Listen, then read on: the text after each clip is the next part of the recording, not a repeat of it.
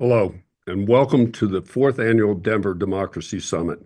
Thanks for joining us. I'm Fritz, Dean of the Joseph Korbel School of International Studies at the University of Denver, your host for this event. The Democracy Summit in 4 years has become really a signature event for us, part of our commitment to teaching, research, and service public engagement to advance effective and inclusive democratic governance. Before we start, a few thanks. Let me start by thanking our donors who make the summit possible. The Gates Family Foundation, Dawn and Berg Dyke, Casey and Kelly Gallagher, Craig and Nicole Harrison, Eddie Hightower Jr. and Jonathan Aspel, and the Social Science Foundation. And also thanks to our many partners, the Economist Intelligence Unit, Freedom House, International IDEA, the Global Democracy Coalition, Thank You Democracy, the National Civic League, Democracy Innovation, the Atlantic Council and its DFR Lab, and the League of Women Voters of Colorado. Thanks to all of our partners. 4 years ago, we held our first summit just after Joe Biden's inauguration. Little didn't we know when we planned it that it would also be shortly after the events of January 6th. The images from the U.S. Capitol were still vivid and shocking. Republicans and Democrats came together to condemn the actions of the mob. The world was incredulous that this could happen in the United States. It's hard not to contrast that moment with this. We're holding this summit just days after the inauguration of Donald J. Trump as President of the United States. And in a turn none could have predicted 4 years ago, President Trump pardoned nearly all the participants in the violence of that day, including those who committed violent assaults on Capitol Police protecting members of Congress.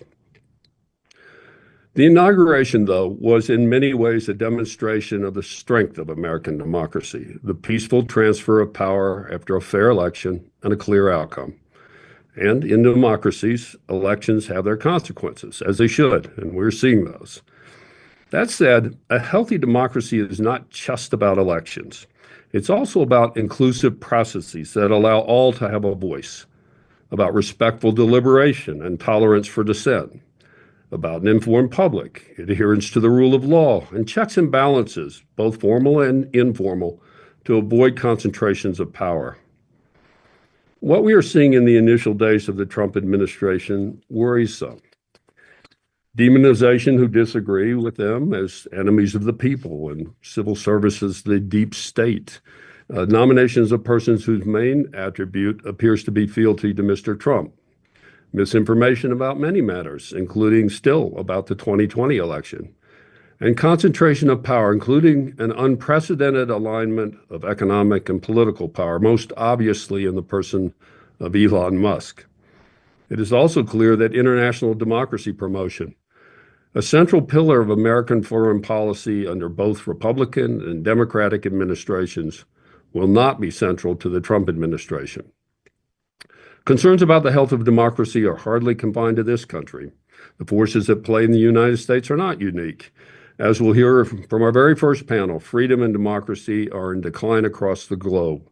Public opinion polls show declining trust in democratic institutions, and autocracy is on the rise, most notably in China and Russia, who are actively seeking to undermine democracy elsewhere. Over the next 2 days, we'll hear from an extraordinary lineup of speakers, scholars and practitioners and activists. We'll move from global to local, looking first at the state of democracy abroad, the implications of the war in Ukraine, challenges in Europe and Latin America, and then to some of the challenges in the United States, extreme partisanship, misinformation, and yes, the behavior perhaps of the Trump administration. And finally, even closer to home, highlighting concerns here in Colorado, notably today around the impending immigration crackdown. But it's not all gloom and doom. Along the way, as we go from global to local, we'll be spotlighting positive actions around the world, in the United States, and particularly here in Colorado, which in some ways is the model. There are good things happening too. We hope that the summit will help us all clarify what's at stake, remind us that democracy is not a spectator sport, that we all have roles to play. Democracy is messy, it is frustrating, and it's tempting to turn away from it. But as has often been said, democracy is the worst form of government accepting all others. It's up to us to make it work. So welcome to the Denver Democracy Summit.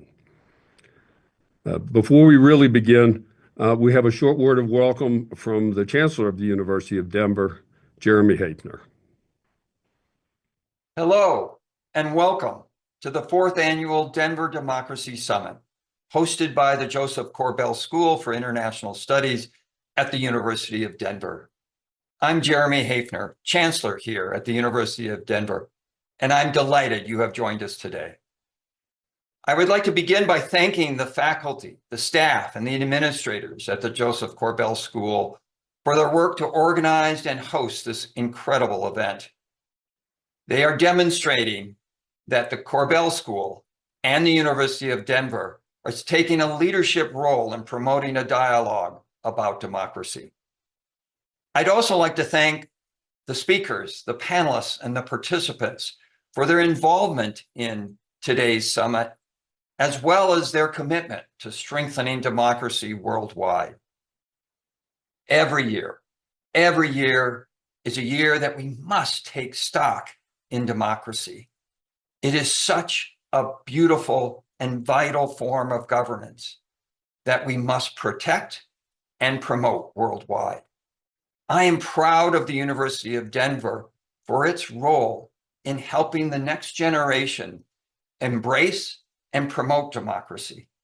We are focused on creating a community of pluralism, a community that is dedicated to free speech and academic freedom, a community that embraces civil discourse and civic engagement using evidence-based reasoning.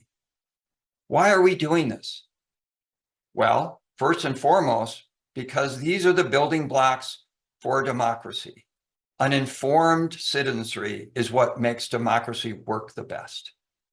But second of all, and most importantly to me, these are the fundamental ingredients for the purpose of a university that promotes open inquiry to discover new knowledge and disseminate that knowledge to our students. The Denver Democracy Summit is a perfect example of the university's commitment to support democracy. I am delighted that you're joining us today, and I hope that all of the sessions provide you with new ideas on how we can promote democracy and really think about its future. Thank you again for joining us, and I hope you enjoy the summit. Well, thank you, Chancellor Haefner. We appreciate your support for all we're doing at the Korbel School.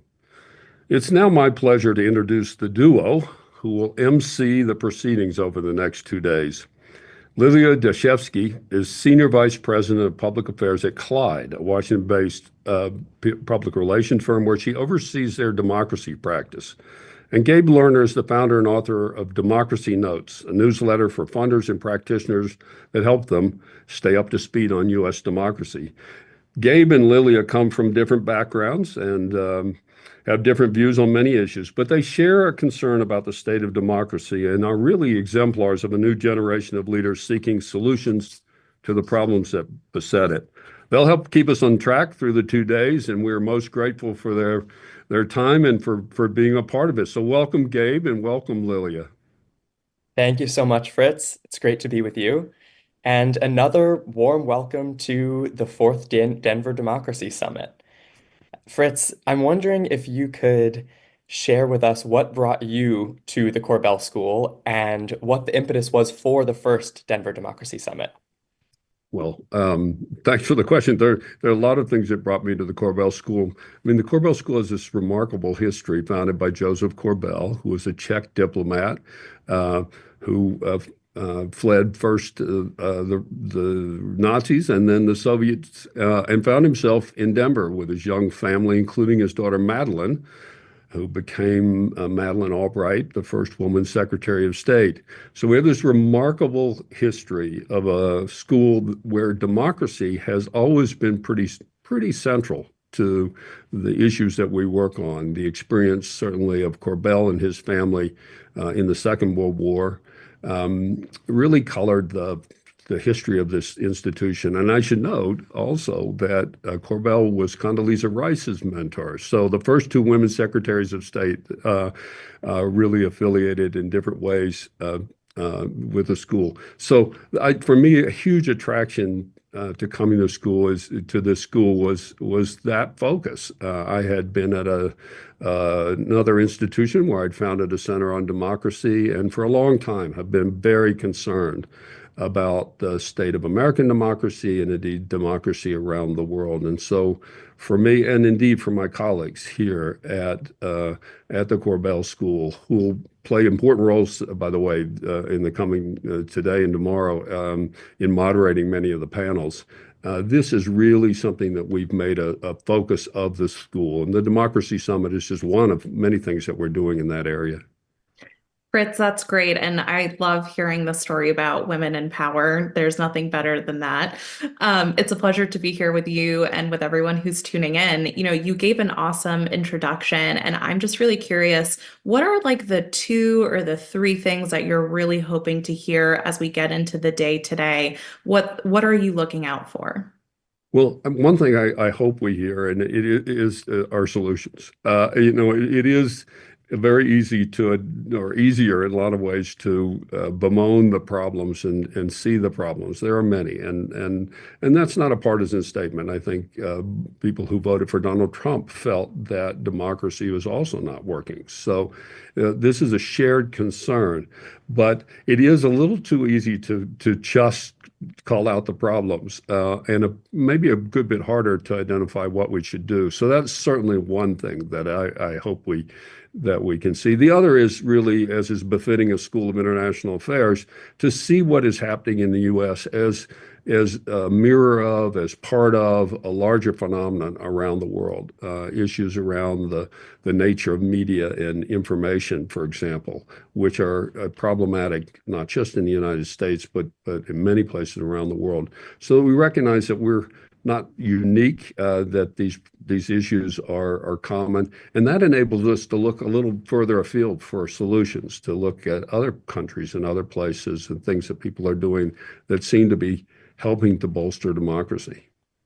Yeah, that's great to hear. I mean, especially given sort of the day and age that we live in, and from just even a communications perspective, we sometimes consume so much information that is around the United States in particular. And so this is such a great moment for us to kind of take a moment, step back, and evaluate the world as is, especially after the year of elections.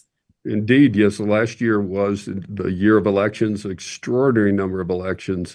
I think more than half the planet participated in elections, and that's the good news. I mean, that's something to point to. There were elections, more elections than we've seen before. Now, they're not always entirely fair and free. And as you pointed to, often publics are not well informed. And so one of the real concerns that we'll highlight actually in the summit is the problem of information. Because at the end of the day, democracy depends on an informed and engaged public. I'm guilty of my own problems of information, which is scrolling through Twitter, looking at democracy news way more than I should. But hopefully the panels will have some solutions for my problems there as well. Yeah, I think we're all a little, guilty. We all have filters on the information. The social media has, of course, exacerbated that problem and made it much easier to live in a bubble of information. So you only hear one side of things, and sometimes can be misinformed. That's right. So before we jump to our next panel, I just want to give a quick shout out to the students who are watching in real time and in person on campus. We hope that for you, this is an interesting and inspiring day. Absolutely. So welcome to all the students who are watching. Yes, it's really important, obviously, that we We not settle for where we are. And at the end of the day, people of my generation are not probably going to be the ones to solve the problem we've handed off to yours and subsequent generations. So all the more important that our students be informed and engaged on this. Absolutely. Well, to kick off our day, our first panel is on the status and future of democracy. What does the research tell us? And let's hand things over now to Professor Rachel Sigmund, who will be moderating that panel. Right. Thank you.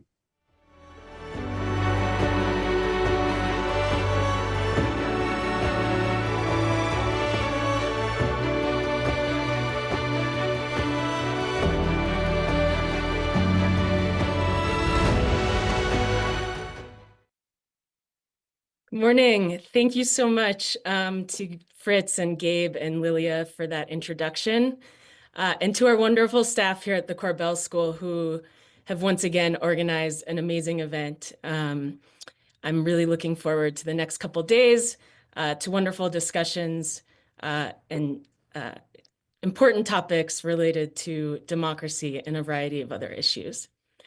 It's truly an honor to be able to kick off the summit with this discussion on the state of democracy around the world. We have three esteemed and very insightful panelists. I'd like to briefly introduce them, and then we'll jump right into a few questions about the status of democracy. So first, we have Yana Garahovskaya. She's the research director for strategy and design at Freedom House. In this capacity, she has led and co-authored numerous publications, including the 2024 Freedom in the World Report and a number of reports on transnational repression. Yana is a former academic with expertise in protest and politics in post-Soviet states. Next, we have Joan Hoey. Joan is the director of the Democracy Index at the Economist Intelligence Unit, where she has previously served as director for Europe. Joan is an expert on European political economy with a special interest in democracy, governance, political risk, EU enlargement, and post-communist transitions in Eastern Europe. And finally, we have Alexander Hudson. Alexander is a senior advisor in the Democracy Assessment Unit at International IDEA, where he contributes to IDEA's Global State of Democracy Indices and Report. He is the author of a book entitled The Veil of Participation, Citizens and Political Parties and Constitution-Making Processes, published by Cambridge University Press. He's also authored numerous other publications on public participation and constitutions. And we're just so honored to have the three of you here with us this morning.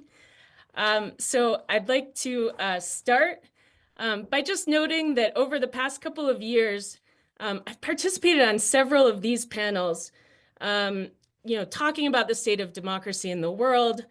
They often invoke a lot of doom and gloom. And I suspect that some members of our audience are feeling that doom and gloom this week as well, in terms of their thinking about the state and the future of democracy around the world. So I'd like to turn the tables a little bit and start off on a different note and ask you each to reflect on any bright spots for democracy or anything you might be feeling hopeful about right now. So let's go over to Joan first. Thank you, Joan. Well, thanks very much, Rachel. Thanks to the Korbel School. It's great to be attending this Democracy Summit in Denver, albeit remotely, unfortunately. Hopefully next time I'll be there and catch some MBA as well while I'm at it. But it's great to be involved in any way. And I think it's good to start with the positive. I'm not too pessimistic at all. Actually, I'm just in the process of putting our annual Democracy Index report to bed. It'll be coming out soon. And I'm not really too pessimistic. I wouldn't go so far as to call myself an optimist, probably like Christopher Lasch. I'd rather believe in hope, which I think is better than giving in to despair or cynicism. But I think there were quite a lot of reasons for hope. in 2024. And we all know that it was this huge election year with countries inhabited by more than half the world's population going to the polls, more than 70 elections. And many of those delivered, I would say, positive results. Of course, there were many elections that were unfree and unfair. There was no shortage of vote rigging, sham elections, in the usual suspects. But there were some surprises too, positive surprises in places such as Senegal and others. And I guess, a few things. First of all, the voter turnout went up for the first time in 2 decades. And that's very much in keeping with the trend that we have emphasized very much in the Democracy Index of increasing political participation being the one very positive aspect of what's been happening over the past 2 decades. And that's a kind of positive counter narrative to the usual doom and gloom, I think, about democracy being in crisis. That was positive. I think it was positive that all the fears about the kind of malign role of social media and disinformation didn't really materialize. I mean, obviously there's exceptions to that, but it didn't really happen in the way that many feared. Many attempts to subvert elections failed. And often because of grassroots movements, civil society movements, and we saw that in several countries, including in Africa. And I guess the biggest theme that came out of the elections, which I know you want to talk more about, is this anti-incumbent backlash that occurred everywhere. And I know there was some concern about all that, but generally I would say that's a very positive thing, that voters dissatisfied with their governments turned out in large numbers in many places and either ejected governments they were dissatisfied with or ended up reducing their majorities. So, we saw that happen in the UK, we saw it in South Korea, we saw it in South Africa, we saw it in India, many other places. So I think that's all good. So that's just a few things. I think there's the good stories as well. There were no coups in Africa last year, for example, first time in several years, even though some of those military regimes, became more entrenched in the Sahel and Western Africa. But there are other good stories, but I'll stop there. But I think, there's reasons for optimism and hope in many places. And the big one, of course, is the US election, which actually went smoothly, smooth and peaceful, transfer of power, very decisive result, which I think, helped. Some might disagree with that.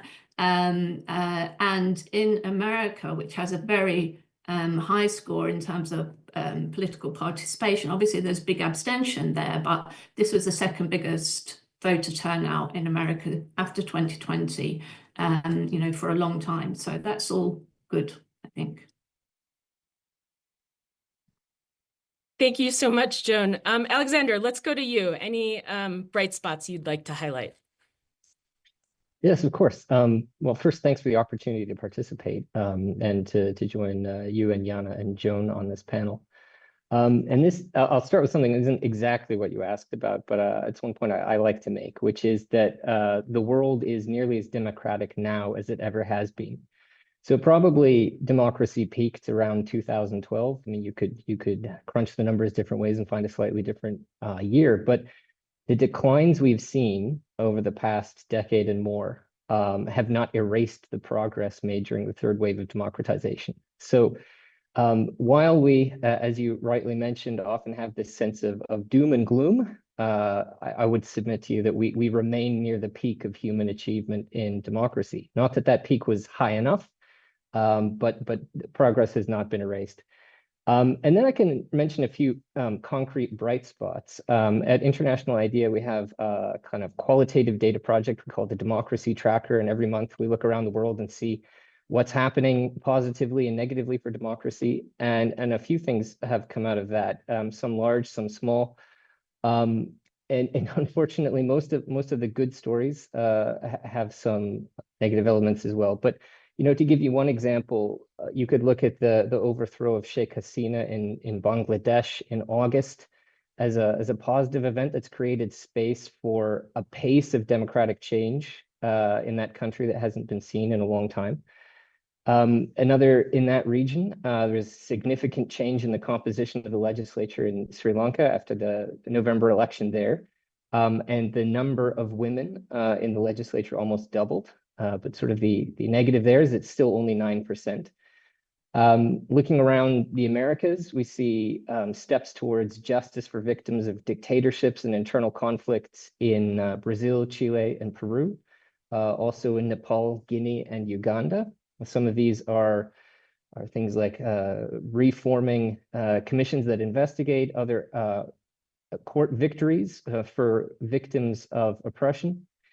And there were also court victories for Indigenous rights in places like Canada concerning payment of annuities for treaties. In Suriname, concerning the free, prior, and informed consent for development projects. And in Norway, actually, concerning the rights of the Sami people as it relates to the development of wind farms.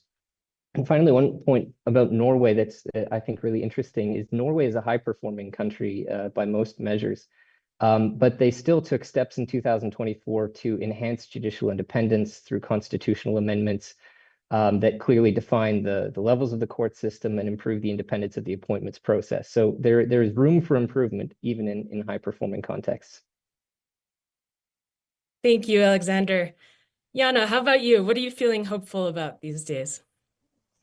Yeah, thanks. Thanks for having me. This is my second time doing these panels. And it's hard to go last in a question about bright spots because all the good stuff has already been taken, but maybe I can kind of connect some of the dots between what Joan and Alex have said. I work on an index that tracks global freedom, not global democracy. And so I think it's helpful to kind of separate those two out. And I would reinforce what Alex said in terms of the fact that democracies are actually very, very durable systems, in part because they have mechanisms for self-correction embedded in them in various checks and balances in terms of the institutions. Of course, freedom and the ability to exercise freedom in terms of political rights and civil liberties is something different, in that we can see a general decline now for almost 2 decades. But nevertheless, I think every year, at Freedom House, we see really positive sort of stories, and the global year of elections, I think, definitely brought that. So to Joan's point about greater participation, elections returned to Indian Kashmir. That was quite positive. It's the first time since 2019, since the autonomous status was revoked for the region. Of course, the election itself didn't undo the revocation of that status, nor did it kind of bring about greater democracy for Indian Kashmir. But nevertheless, it was an opportunity for people to exercise their political rights for the first time in a long time in that region. In terms of peaceful transfers of power and sort of anti-incumbency, I think a good example is what happened in Botswana.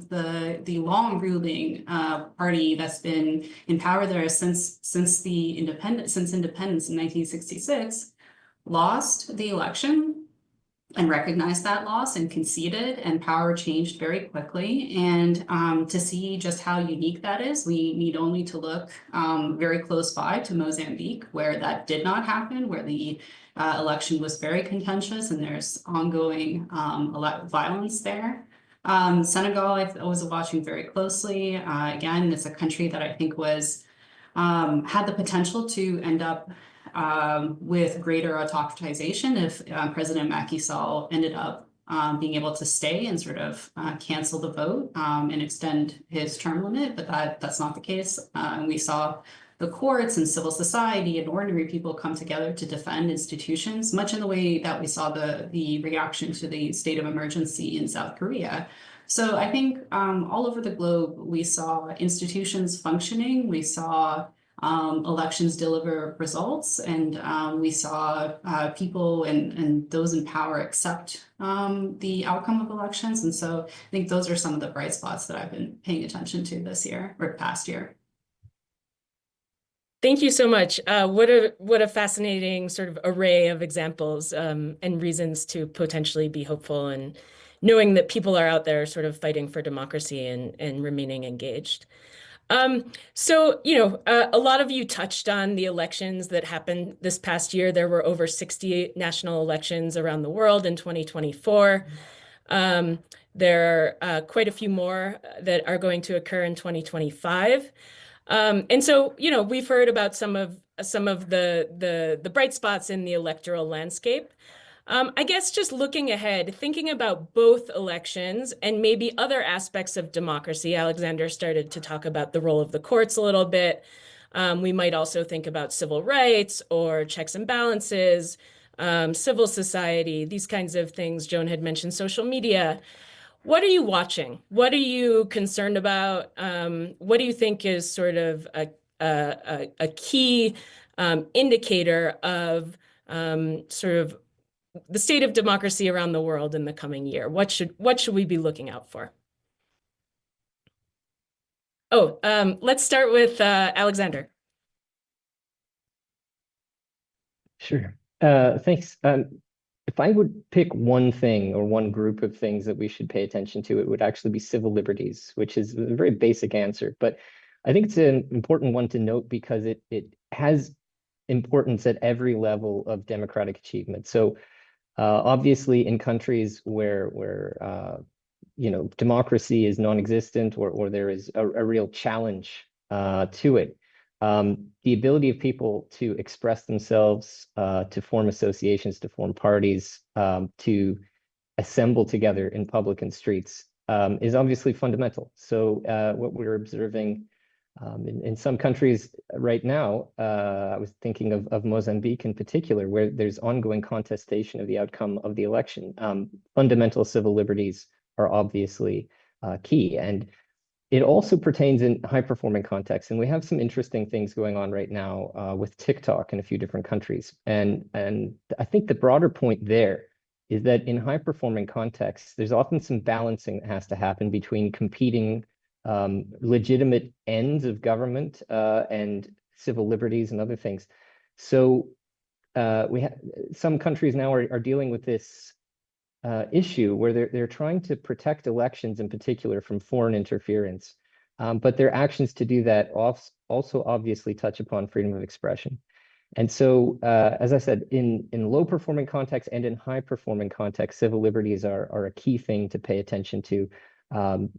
Civil liberties obviously enable all kinds of other democratic institutions and expressions. And so that's one thing that I would encourage people to watch in any country. Thank you. Jana, how about you? What would you suggest? I think one of the things that I'm going to be watching in the coming year across regime types is efforts to either bolster or undermine anti-corruption mechanisms. I think, corruption is a serious threat to democracies and all political systems because it really undermines and sort of hollows out the institutions of the state. And in the long run, of course, in the short term, that's bad because it allows for undue enrichment and subversion of the public office. In the long term, though, it undermines people's confidence in their political systems delivering because they get disenchanted with the amount of sort of corruption that they see on display.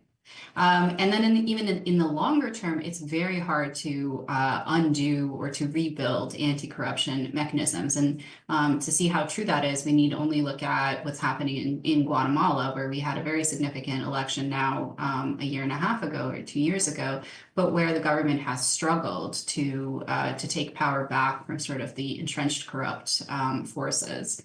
And so across, I think, regime types, efforts to undermine or to rebuild or to strengthen anti-corruption mechanisms and oversight, I think, is something that's going to be really important as we move into the next year.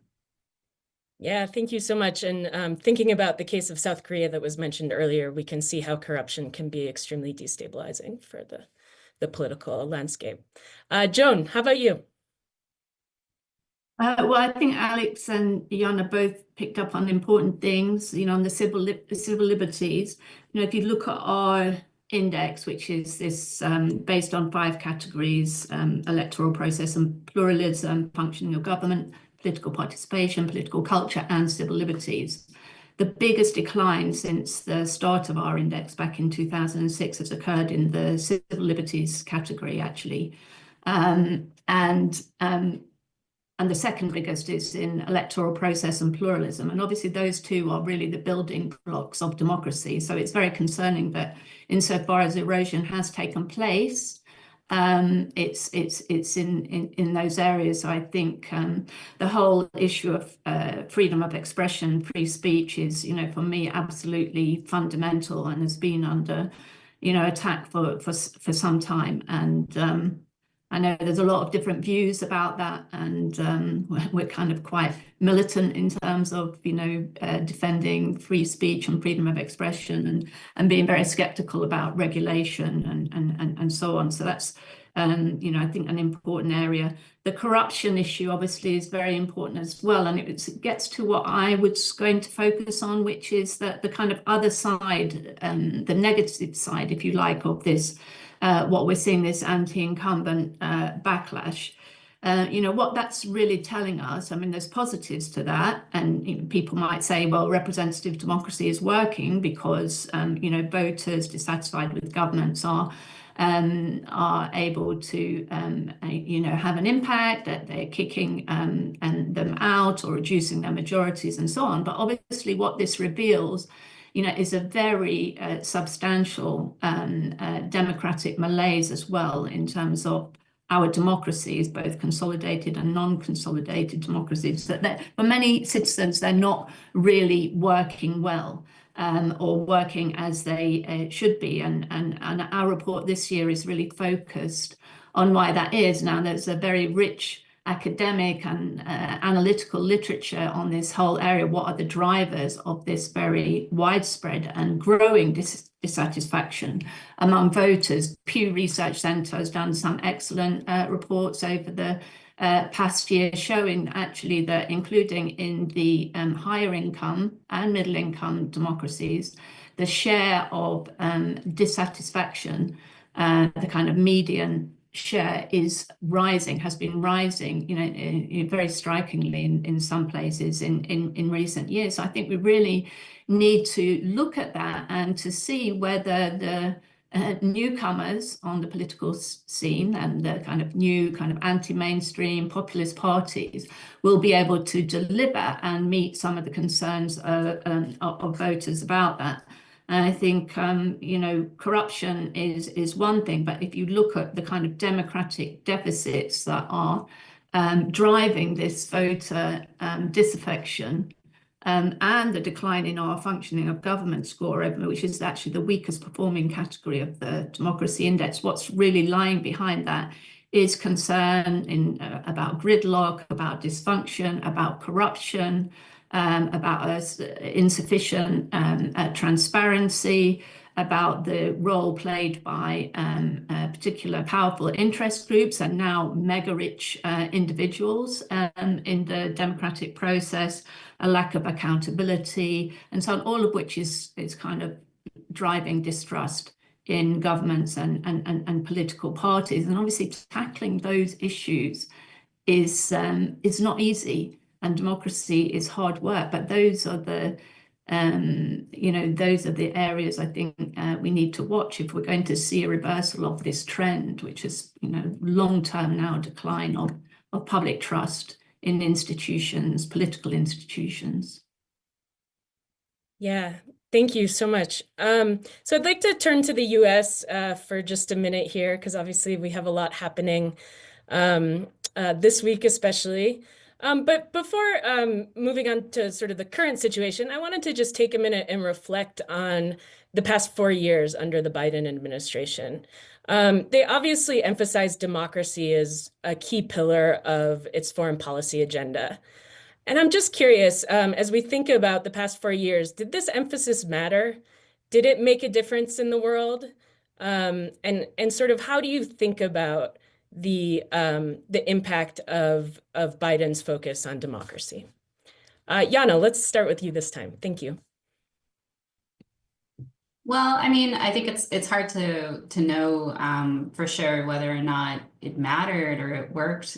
We don't have the counterfactual. I guess we'll see with a new administration that has a very different focus in foreign policy, how the world shapes up then. I think the early in Biden's administration with the pullout from Afghanistan, I think it's hard to say that reinforced democratic international norms because it allowed for the takeover of the Taliban and a reversal of many of the gains and maybe not so much political rights, but at least civil liberties for the population of Afghanistan. And it, sent, I think one of the things we saw really on the ground was that it sent much of we spent some time talking about the importance of freedom of expression. We saw most independent journalists leave Afghanistan and join media in exile that now is a growing community, which includes not only journalists from Afghanistan, but those from Iran, from Russia, from Belarus, from Hong Kong, and from other countries. So we see that, there's a closing of space for expression in the media the world over, and I think that has escalated over the last 4 years, and it's been very hard to combat. But in other ways, I think that the support for Ukraine and the coalition building, and both practical coalition building, but also just signaling support for Ukraine and support for democratic values. I think that is incredibly important and probably will be viewed as even more substantial the longer, in the future than now, sort of in terms of what we see, given, I think, largely depending on what happens in that conflict. So maybe I'll pause there. Wonderful, thanks. Joan, how about you? Any reflections on the last 4 years under the Biden administration? Well, I mean, I think that the US always matters, obviously. There was a time when the US was this standard bearer for democracy, this shining light, the country, and to emulate, this standard bearer. And that's not been the case for some years now. I mean, the US didn't need to organize summits for democracy in the past. It just, did what it did, and was the standard by which others judge themselves.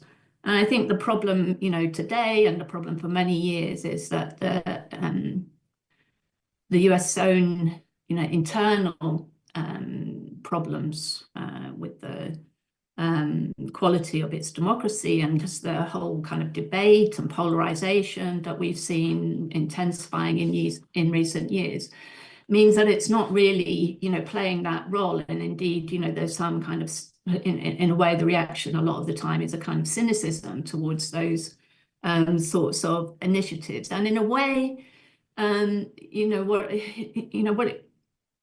it seems to me that I always have this phrase in my head, physician, heal thyself.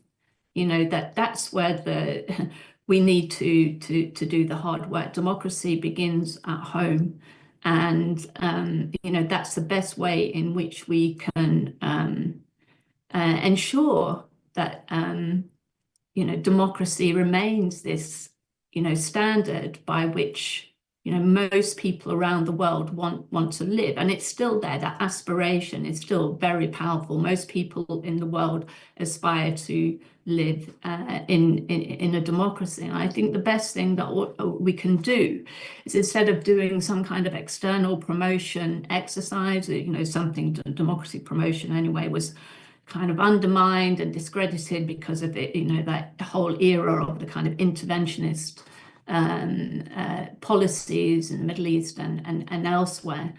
I think, if we do the hard work at home, that's, the best thing that we can really do. And obviously, democratic countries should stand up for against violations of civil liberties, civil rights, and democratic processes wherever they occur, and that it's important.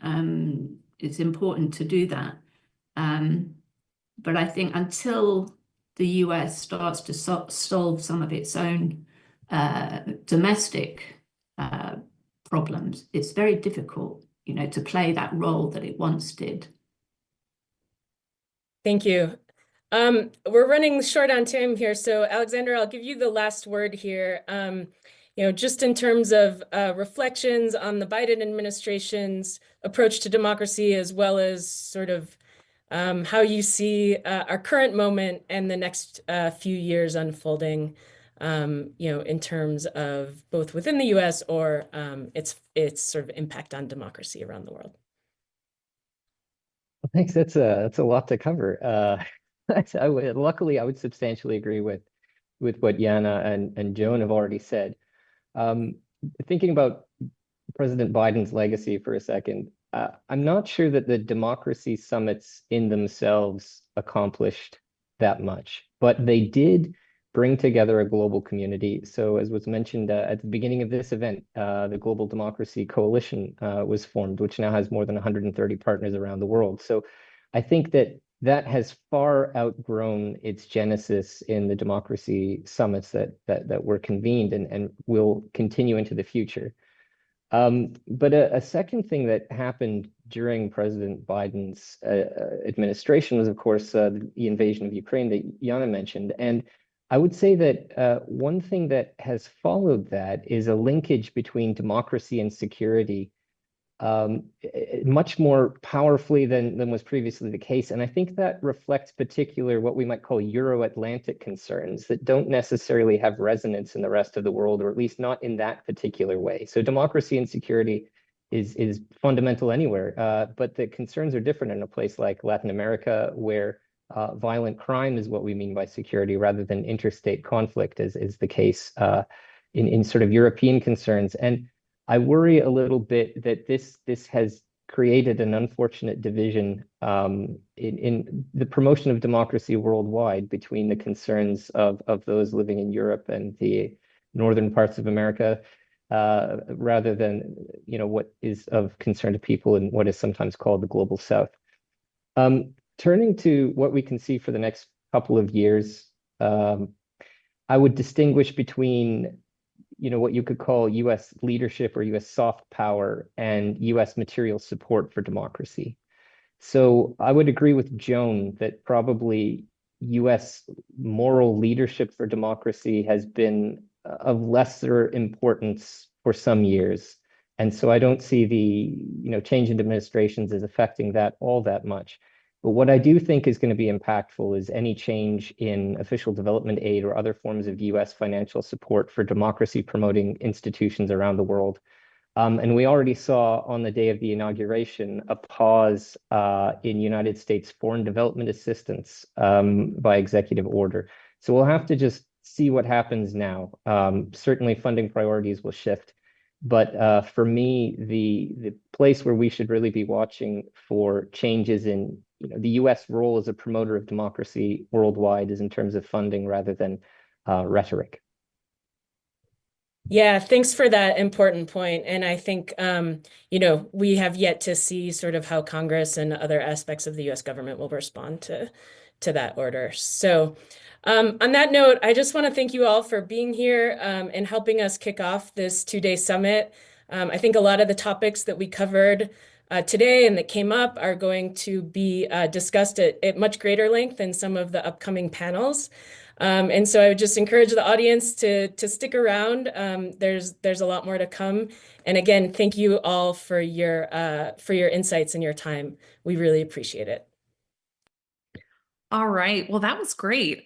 First of all, I peeked at our YouTube stream a minute or two ago and saw that there were around like 350 of you who are tuning in and listening. So thank you so much for joining us this morning. Keep it up. We've got a ton of programming throughout the course of today and tomorrow. Just to touch on what we heard in that panel, doom and gloom around the state and future of democracy, but also there's a lot to be happy about. Some of the things that stood out to me were high voting turnouts across the world and in the US, the number of women in legislatures growing, reforming investigative commissions, court victories, and that is all great news. And even more great news is that Gabe and I are here to keep the doom and gloom away today. Yes, we are. The other thing that stood out to me, and then Gabe, I want to get to you in a second, is the discussion around how anti-corruption efforts are important, but their processes and the actual corruption itself can be extremely destabilizing. Of course, South Korea was a really good example, is a really good example. And so one of the things that I'll just be watching, and this is a mental note for myself over the first coming 100 days of the new administration, is how and what they choose to focus on in this vein. We know President Trump has spoken extensively around the swamp and corruption in DC. And so I'm wondering, how's he going to act? What role is there going to be amongst the House and the Senate majorities to support him in these efforts? What's he going to do? Those are all the things that are on my mind. But Gabe, one of the things the panelists talked about is the protection of civic spaces and liberties. And that translates to the ability to assemble either virtually or in real life. And as two youngsters, we know that there are debates raging in the United States over TikTok in particular. Any thoughts around this debate or the platform itself? Ooh, well, as a non-Gen Z and a millennial, I'm okay because I'm getting my stuff from Instagram Reels anyway. But I will say uh, I spent a couple of years living in Beijing in China, 2018 until the pandemic, Mm, and it feels different to be in a country where what you say online might get you in trouble. What you say in class might get you in trouble. What you say to a friend might get you in trouble. And getting in trouble isn't getting sent to the principal's office. Getting in trouble is potentially being disappeared. It is further restriction of your civil rights and liberties. And I it just made me really cherish the civic space that we have both online and offline in the US, the ability for people to protest, the ability for non who work on corruption to fundraise, for them to advocate on policy. Those are things that I learned we should not take for granted in this country. Um, yeah. in terms of the TikTok ban, I don't know. How did you experience that over the weekend? Well, I had the app, I got rid of it, and I haven't re-downloaded it. So we'll see how that Mm. goes. Well, I'm looking forward to talking more about that. But now it's my absolute pleasure to introduce our first keynote event of the summit. Please join me as we welcome back Dean Fritz in what I'm sure will be an extraordinary conversation around the conflict between democracies and autocracies and all of the other issues that are happening in the world.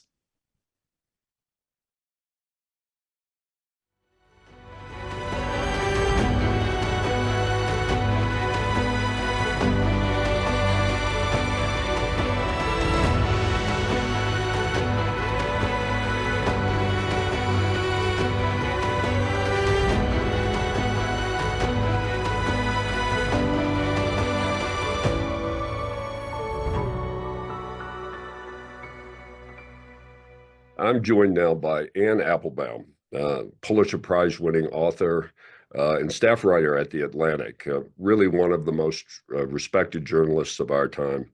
Anne has written extensively on issues facing democracy, from Russia to Venezuela, and of course to issues and challenges facing us in the United States.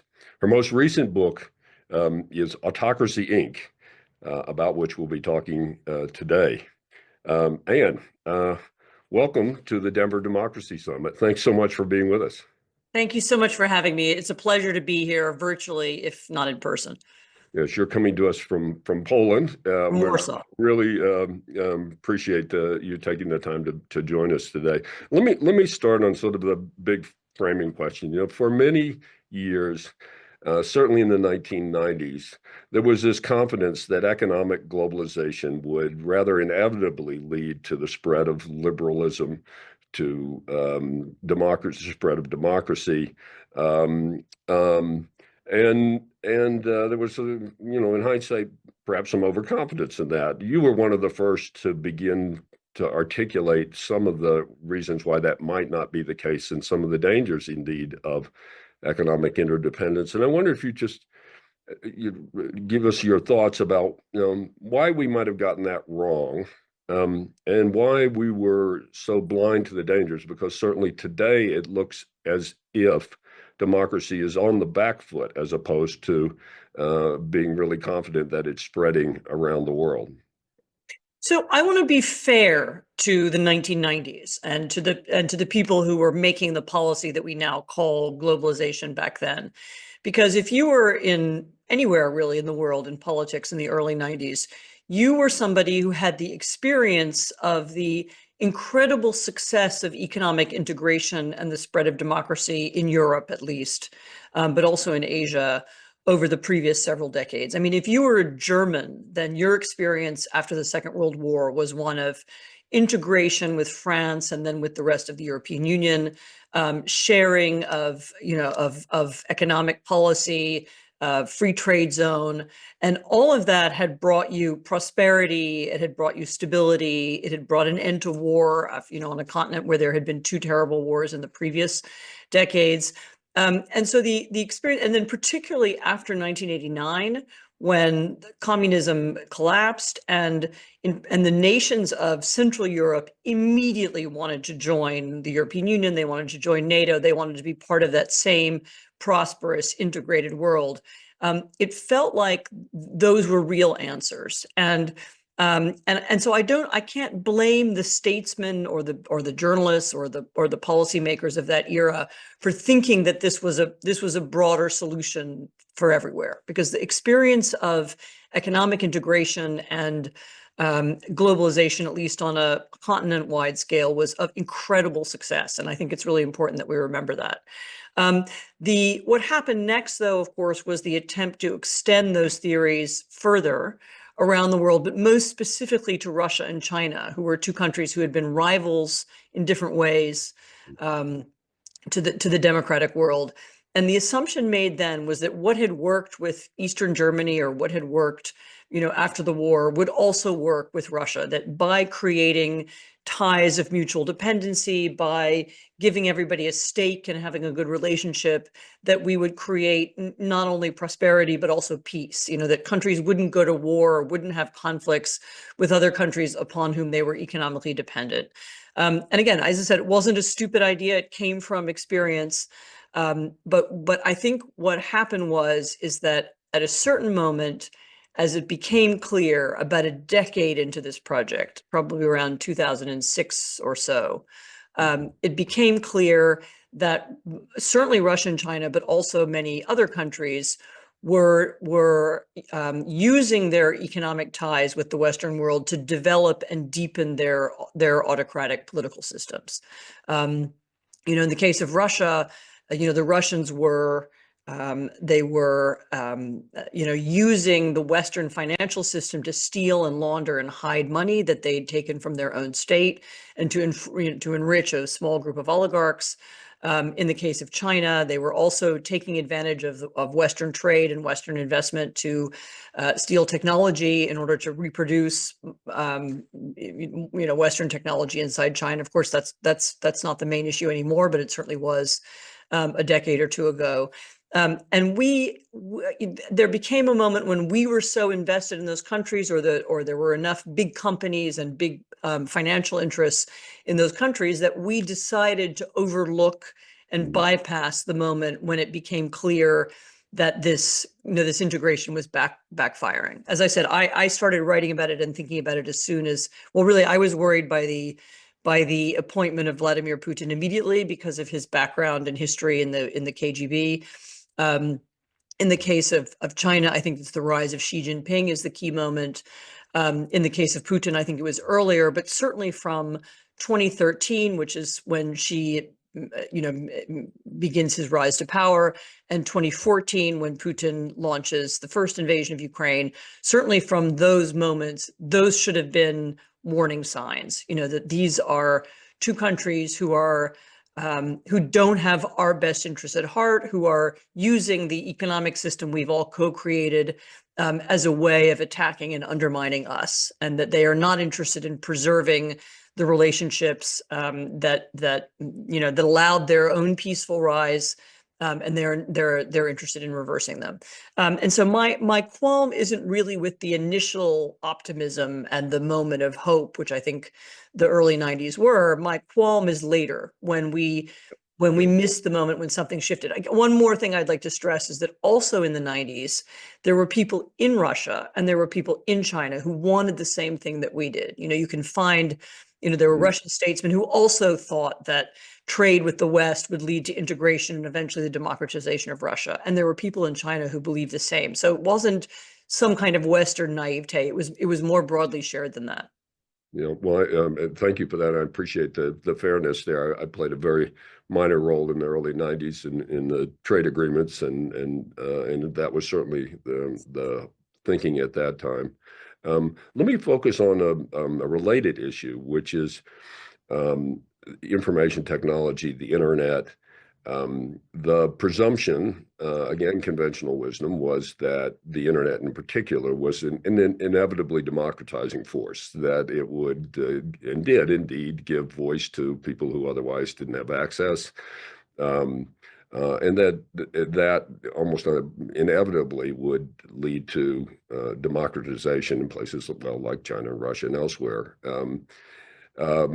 That too has proven not to be the case, and you've written about the ways in which these technologies, including related technologies like surveillance, maybe most notably in China, have in fact turned that on its head and become first instruments of control within countries to strengthen and the grip on power of autocrats.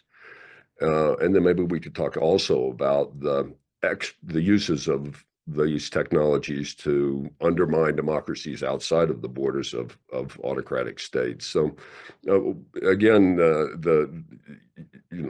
how is that? How and why has that happened? Contrary to our optimism in the early days.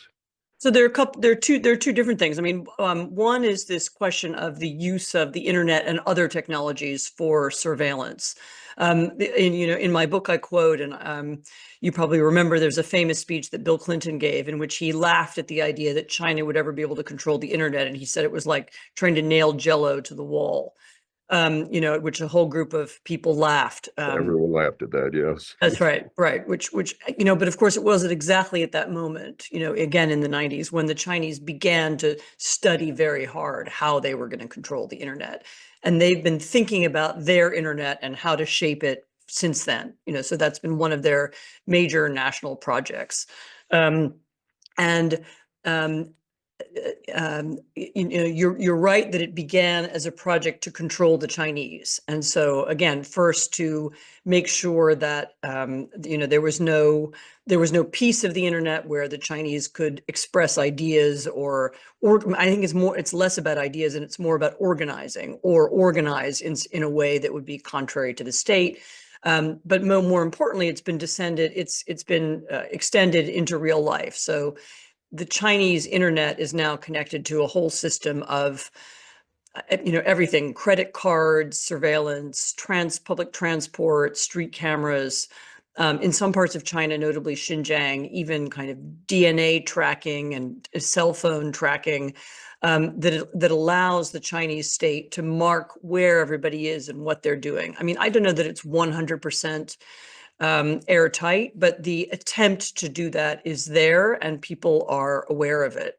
The more recent development is that the Chinese then began to sell those systems to other countries, and so other autocracies began to buy parts of the Chinese surveillance system for their own countries. Sometimes it goes under a sort of nice sounding idea of safe city technology, but safe city technology also means that the state, again, can follow people through the transport system or through the streets through a unified tracking system. And that's been used in a number of dictatorships to keep control. The Chinese have also begun to extend that to their own populations outside of China. So overseas Chinese in other countries, including inside the United States, have also been surveilled, and there have been efforts to use technology to keep them under control. There have been Chinese a kind of police cells set up in the US, in the Netherlands, and in other places to track their own citizens. And of course, with the onset of AI and big data, there's a lot of evidence that Chinese are trying to use or gain access to data that will allow them to track everybody else as well. And so their ultimate goal is I don't know that it's to control the world, but to have the information about where people are, what they're doing. And I think ultimately what they're thinking, the Chinese idea was to use the system to be able to predict political opposition or change by the movements of people and by the conversations that they were having. So yes, that was a great misreading of the possibilities of the internet. I mean, there's another way in which information technology has been exploited. The Russian understanding of how information worked in the modern world began in a slightly different space. There was a long tradition dating back from the Soviet Union of Russia looking to undermine democratic countries through amplifying extremists, sometimes through terrorism, sometimes through bribery. And what they discovered was that the nature of modern social media, the way it's constructed and the way it works, made all of that a lot easier. So whereas once upon a time, it took a long time to start a rumor, for example, famously, they started a rumor that the CIA had invented AIDS, and then they planted it in different newspapers around the world, and they created a kind of fake scientific conference where they expounded on that idea. None of that is really necessary anymore in a world in which news travels instantaneously, in which you can create 4 fake websites in one day and plant the same story in all of them, and then link them to internet accounts that begin tweeting them or posting them, and in which you can spread rumors and create disinformation and conspiracy theories very quickly. And their policy has been to amplify extremism, to amplify division. They're not bothered whether they're often associated with the far right, but they've also amplified in some countries the far left. In Spain, they have been amplifying the Catalan separatist movement simply because it's disruptive. They did so on the internet and also through conversations with some of the Catalan leaders. And usually it's not just about information and technology. They use money, they use politics, as well as information to amplify these groups. I mean, I think it's important to understand that what the Russians do usually is not invent divisions inside democracies, but work with existing ones. I mean, we had an example of that in the US last summer when the Department of Justice revealed the links between a media group in Tennessee, a media company in Tennessee, and RT, Russia Today, which is the Russian state company. And the Russian state company had been paying this group via a kind of fake investor with a fake Armenian name, $100,000 per video to make videos, far right videos, but also some anti-Ukrainian videos, which that group was making anyway. So what the Russian money and amplification did was simply help something that already existed. So they understood that they could work with and help increase agitation inside societies, democratic societies.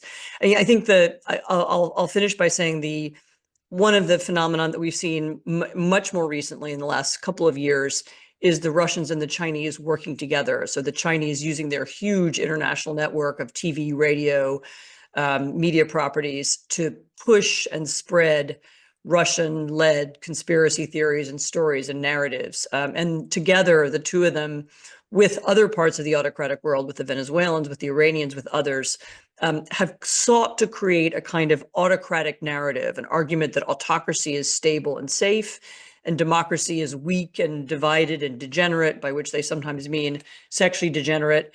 And they push that narrative in different ways using different kinds of stories, in many places. And they seek to push it in the global South, in Africa and Latin America, as well as inside their own countries and as well as inside the US and Europe. And again, I can't stress enough. I mean, they do this with the collaboration and cooperation of people inside all of those countries who want to use those stories in the same way.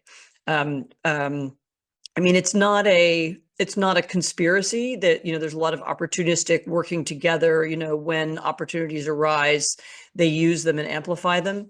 But it is a project that they put a lot of money and thought and time to. They think a lot about what it takes to undermine the idea of democracy. How do we do that? How do we push that? What language can we use? What people can we use to do so? It strikes me, if you take both of together, the 2 points you've made about internal control and then the uses of technology and media to undermine democracies, that there's quite an asymmetric conflict, as it were, that the West is sort of vulnerable in a way that, not that we would want to do the same, presumably, but that Russia and China are not. And well, no, remember that the West has its own qualities. I mean, we remain the most prosperous, most safe, and most stable part of the world. We remain the part of the world that people want to move to and emigrate to.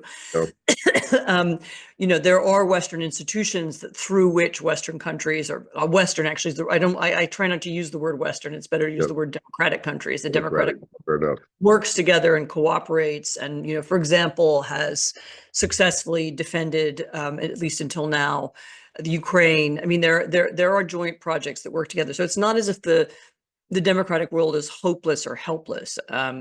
It's just that the democratic world still hasn't taken this challenge seriously. It hasn't put the money into counter propaganda or counter surveillance or thinking about how to adapt these technologies in ways that benefit democracy rather than dictatorship. I mean, there's some aspects of just the nature of the modern internet and social media have been conducive to autocratic control. And we haven't thought enough about societies, about how to regulate them to make them more open, more transparent, and more democratic.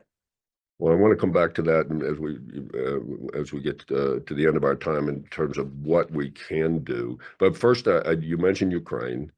You've written extensively on Ukraine, Russia's invasion of Ukraine. You referenced earlier their earlier invasion of Crimea as a kind of turning point in the history. There's a lot that could be said here, but what's at stake in Ukraine? You write that Putin isn't interested in land. And therefore the effort to kind of have a land for peace deal is doomed. But that rather he is about, as you were just saying, undermining democracies. Is that what's at stake? And if so, what should we do? Yeah, so I think there are two important things to understand about Putin's motivations. One of them is this genuine desire to recreate some kind of Russian empire, some kind of bigger, greater Russia that he's been talking about for a while. But the second reason and explanation for the invasion is that Putin wanted to use it to show that he doesn't care about the UN Charter or the Geneva Conventions or laws and language about human rights and all the documents that he and his Soviet predecessors signed. He's trying to show that the liberal institutions that have kept the peace in more or less, and certainly in Europe over the last several decades, don't mean anything anymore. And he's trying to show that those rules don't matter and that the US, which has been the primary leader, over the last half century, is now powerless. And that was actually the purpose of the invasion, was to show that the democratic world is weak and helpless. It was really to validate this autocratic narrative that I was talking about. He wanted to, which of course he believes, that the Western world is divided and degenerate and the autocratic world is strong. And he wanted to show this through that invasion. And what's I think really important to understand is that the rest of the world, never mind the United States, understands it that way too. So the autocratic world also understands what's at stake. They understand that Putin was challenging a whole series of norms and laws and rules and accepted ways of behavior. And that's why they're helping him. So that's why the Iranians send drones to Russia. That's why the North Koreans send soldiers to Russia to help them. That's why the Chinese have been enabling the Russian defense industry to keep going. the democratic world also understands what's at stake, which is why even countries as far away as Japan and Australia have also contributed to helping Ukraine. I was on a phone call a few days ago with a Taiwanese journalist who was asking me very specifically about Ukraine because she understood the significance of Ukraine, the symbolic significance of the war there. If the Western world is not able to resist Russia in Ukraine, then of course, why would you think that they would be able to resist China and Taiwan? So there is enormous amount of symbolism riding on this. I don't even know if Americans understand it the way everybody else does, but it's seen as there's something about the nature of the conflict because it was a direct challenge from Russia to the democratic world in a way even that the war in Gaza or other wars in Sudan and elsewhere aren't in quite exactly the same way.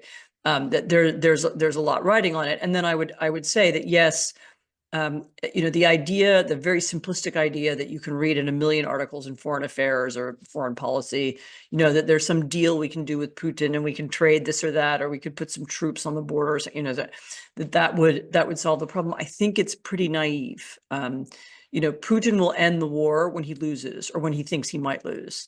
And there have been moments during the conflict when that might have been possible, but it's very important what happens in the first months, even maybe days and weeks of the Trump administration, that he not become convinced that he will win the war if he just lasts long enough. Because I certainly not since the election, not since the war began, has Putin ever talked about a negotiation that was at all reasonable or realistic. Every negotiation strategy that he offers ends with the destruction of Ukraine, the end of Ukrainian independence, the creation of a pro-Russian government in Ukraine. And I hope that the new administration understands that that's what's at stake. Yeah, well, it's certainly a lot at stake, and we'll see where that goes. Implicit in what you're saying, of course, is the need to stay the course and prove Putin wrong in his bet that he can outlast the West, and that we are weak and factless in the situation. Let me turn and ask you to, as you've done a little bit in passing, talking about things that we could do. So, first of all, acknowledging the point you made, which is that there are a lot of assets the democracies have. We are still wealthy, powerful, admired. It's the place that people want to go and migrate to. So there are a lot of assets in the world. So it's certainly not hopeless. And you've written about the dangers of pessimism as we confront this moment. But talk a little bit about the things that you think are most important to defend democracy in this particular time. I think what we need to do is understand that we are at war with autocratic behaviors. And those are behaviors and phenomena that are inside our own societies as well as elsewhere. That it's not some kind of, in that sense, it's a little bit different from the Cold War. It's not like there's one block on one side of the wall and there's another block on the other side of the wall. We are at war against kleptocracy and corruption. We are at war against disinformation and manipulation. We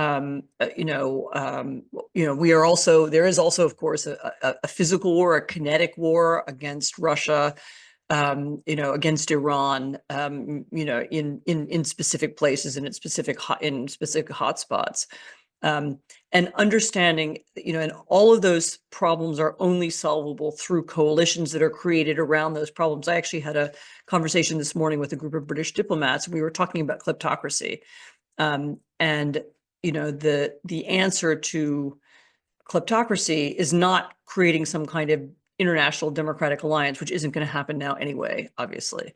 But creating a coalition of the willing. So nations who are willing, who want to fight it, who understand how corrosive kleptocracy is for their own countries, how corrupting it is inside their own societies, and who are willing to, fight against change their own laws and rules and change the international laws and rules that are enabling, corrupt financial practices to spread. And that's, I think, the way to do it. I mean, I'm afraid that the era of the UN and these big international institutions is ending, and what's left to us is working on, issues around which you can create a group of people who understand why they're important and want to fight. I mean, climate change might be one of those too. There will be groups and coalitions around each one of those issues. It makes the world a little bit more complicated. But I mean, I think that the 20th century idea that an international institution is something, there's like a building in New York and lots of bureaucrats in it. I don't think that's going to work going forward. I think coalitions that are flexible and that are created ad hoc to deal with particular issues is the way to go. Yeah. Well, we are at time, unfortunately. I'd love to keep talking. Thank you so much. I mean, I think you framed beautifully the challenges that we face and that we'll be talking about throughout this Denver Democracy Summit, and pointing to some of the things that we might do and that we'll discuss in the course of the next couple of days in the Democracy Summit. But Anne, thank you so much for your time, and thank you for your always prescient journalism and the great work that you do. Thank you so much, and have a great summit. And I hope it's really productive and that you learn a lot. Thank you. That was absolutely fascinating. Yeah. Lilia, I'm struck by the misinformation and disinformation online theme, and how little in the discourse around misinformation online some of the offline solutions are. So when I think about the news that I'm consuming, I know I'm happier when I'm reading my local paper. I know I'm happier when I'm paying attention to stuff going on in my community here in Chicago and tuning out some of the national political conversation. More broadly, though, yes, of course, it's important to respond when actors like Russia and China are in cahoots to influence our democracy. But it's also important to think about civics education in our schools and media literacy at all ages and rebuilding local news and journalism. But what struck you about that conversation? I think that's spot on. I mean, especially somebody who is in the field of media and PR and comms, hearing about sort of the rise in this surveillance state that is sort of being coded under, I think they were talking about safe, Anne mentioned that it's being used as like a safe city misnomer, has been really interesting to hear and learn more about. And in that, to your point, comes the decline of local news and trusted news. And we've certainly been keeping up with the changing landscape in the traditional media environment, broadcast, print, et cetera. But through every single piece of polling that we've done as a firm, we keep seeing over and over again that people do consume local and state-based news sources. It's just unfortunately the funding oftentimes isn't there or the business models aren't there. And we've all heard about the shrinking of local news, and it is a real thing. It's really sad to watch. Couldn't agree more. And it's been great to see philanthropy stepping up to fund nonprofit news. It's been great to see community members having this realization of, oh, if we want this local paper to exist or this local online news outlet to exist, we need to help support it. One question I have for you, Lilia. Both of us spend a lot of time day to day. For me, I'm covering the democracy space, the set of nonprofits and foundations that work on US democracy, and you're working with them day in, day out as clients. How do you coach them on this new information ecosystem? How do you help them reach the audiences that they want to reach?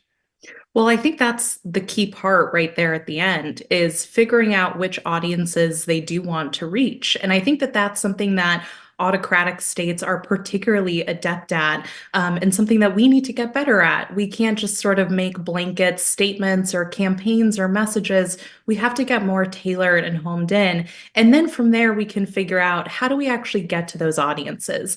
Maybe it still is traditional media. Maybe it's radio because they live in rural communities. Or perhaps it's paid digital and social media, or even billboard advertising. There's just a million ways to do it. But it all comes down to exactly what I said and what your point was, which is we got to figure out first, who are you actually trying to communicate to, and then work our way backwards. It was interesting to see after the election in November, the reflection in the democracy space. Yeah. It didn't seem like messages about democracy got through or necessarily were what people wanted to hear or what they were voting on. And I'm curious again, I mean, again, your take on what our field, the set of organizations working on democracy in the US, could do differently to really break through. I mean, there's a lot of talk about podcasts and more, but yeah. Well, that is a whole other tangent you don't want me to go down on in a few minutes that we have. But what I will say is that I think what is abundantly clear is, whether if you're in the United States, whether you're in a country internationally, that the concept of democracy means extremely different things to different people. And really being able to decode that and understand what does it mean to folks is the way that you get toward better connection, better understanding, better and stronger communities and communication. That's a perfect through line into our next panel on disinformation and democracy. And I will turn things over now to our moderator, Graham Brookie, who is VP for Technology and Strategy at the Aspen Council.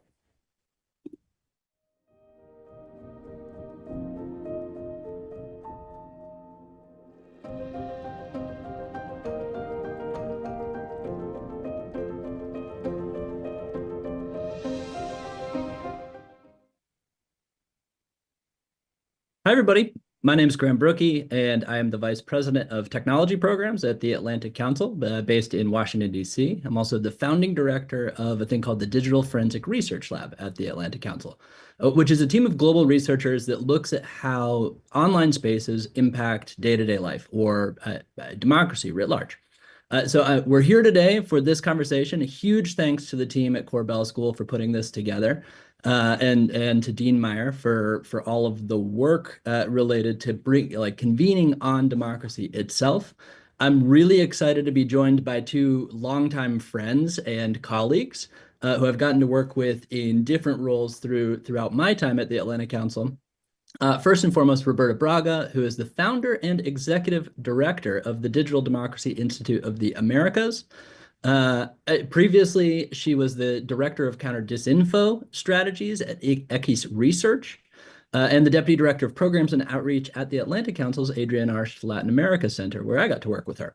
We've been working on this issue in particular since, Roberta, I want to say 2018, when we had a lot of work focused on Latin America and how information flows in Latin America. So welcome to Roberta. And welcome to Mark Scott, who is currently a resident senior fellow at the Democracy and Tech Initiative at the Atlantic Council. Prior to joining the council, Mark was the chief technology correspondent for Politico, and spent almost a decade as a correspondent for the New York Times. And so has talked to literally everybody in this space in terms of reporting how disinfo, among many other technology issues, impacts our day-to-day life.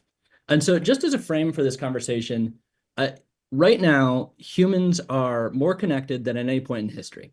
And they have more access to information than at any point in history. And as Dean Meyer said in the last conversation with Ann Applebaum, that was supposed to be this inherently democratizing force, a net positive. But that promise of a free and open internet hasn't just magically resulted in this golden age of democracy or enlightened or even trustworthy discourse. And so as much of our societal dialogue shifts from in real life or around the kitchen table to online spaces. So this is set against the backdrop of three big global trends. Increased geopolitical competition, which you heard about in the first two sessions today. Two is the increased interdependence around the world. Information spreads at the speed of light. We could find out exactly what is happening on the other side of the world right now by pulling out one of the devices in your pockets. And number three, rapid technological change. And so this global competition for information, from telecoms infrastructure to what happens on social media platforms, is the forefront of all three of those trends. And in this session, we're going to talk about how disinformation specifically, or the intentional spread of false information, impacts all of those. Because it's getting a lot of attention. And some of that attention is warranted, and some of it is really, really hyperbolic. And so I'll turn over to, let's go to Roberta first. And I am really, really excited about this because I typically don't get to ask the questions. I'll turn over to Roberta first.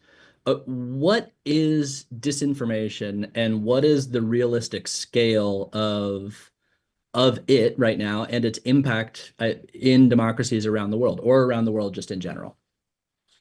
Well, thank you so much, Graham, and it's really great to be here with everyone. So Graham, you began to answer. The formal definition of disinformation is false information spread with the intent to deceive, and I think we all know that.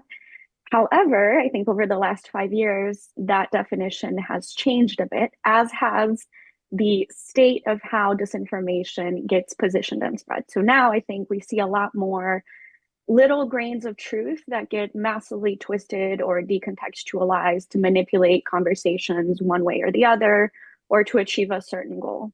And I think that makes this even harder to address through the traditional means that we've talked about before.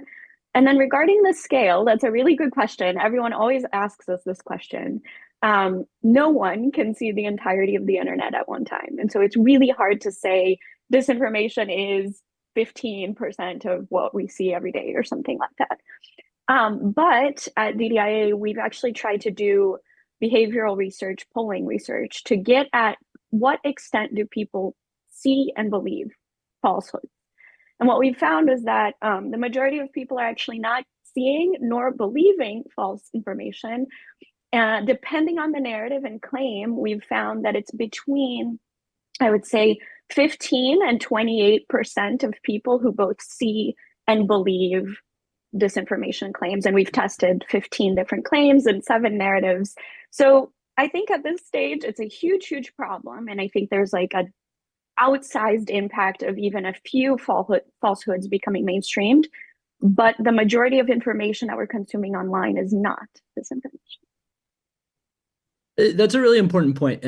And in the way that we've talked about this many times, is disinformation as this intentional detachment from fact. And when we talk about facts, verifiable facts or empirical evidence. And so an intentional detachment or misleading, which is a little different than misinformation, the kind of more pervasive, unintentional spread of misinformation, which, for those of us that are based in the United States and go home at Thanksgiving, we all have like one family member who's like, did you see this on the internet? And that's misinformation. It's generally not intentional. Dean Meyer said one thing in the opening today, which is democracy depends on an informed public, which for a lot of us in this field that looks at the spread of information online, a more technical version of that would be democracy depends on a shared set of facts by which a population can come together and make collective decisions. And so is disinformation at the scale that it exists today, Mark, compatible with robust or functioning democracy? Thanks, Graham. Thanks for having me. I'm very much looking forward to this conversation.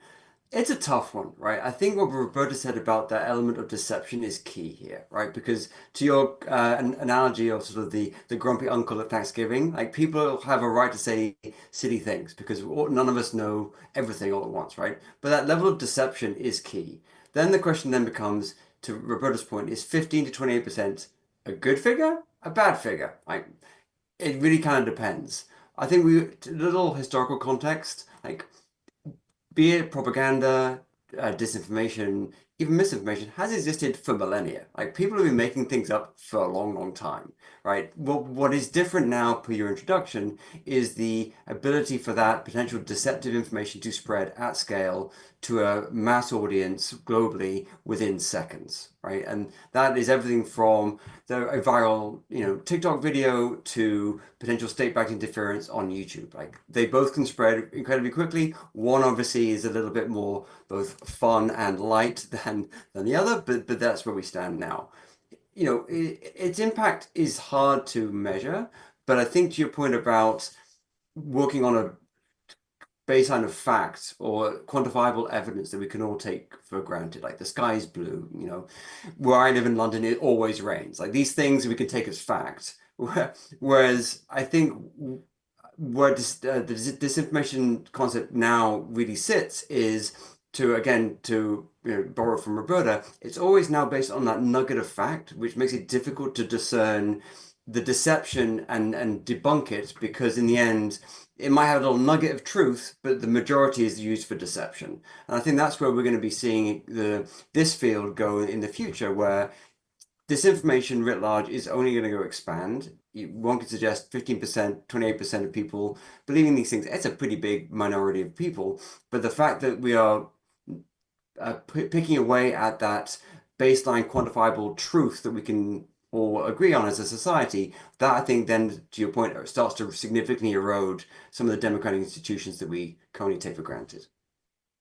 It's interesting from a democracy standpoint because we get into a lot of tech policy, or we get into like little d democracy policy, and I think that misses a lot of the point of disinformation and what we are actually meaning when we say disinformation in trying to defend democracy from disinformation. Disinformation at its bare is lying, right? There's an intentional version of misleading, which for democratic institutions, if you have a scaled amount of lying, then A, you're not going to have a shared set of facts, and B, it's a basic element of corruption. You don't have a functioning democracy if you have that amount of scaled lying.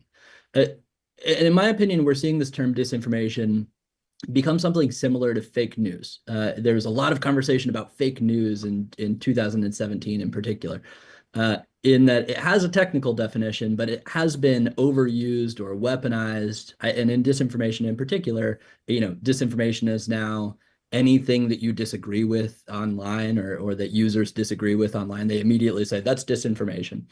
And it has this really negative connotation. And some, including two of the largest owners of social media platforms and two of the wealthiest people on the face of the planet, as well as the president of the United States, have characterized efforts to curb disinformation as censorship.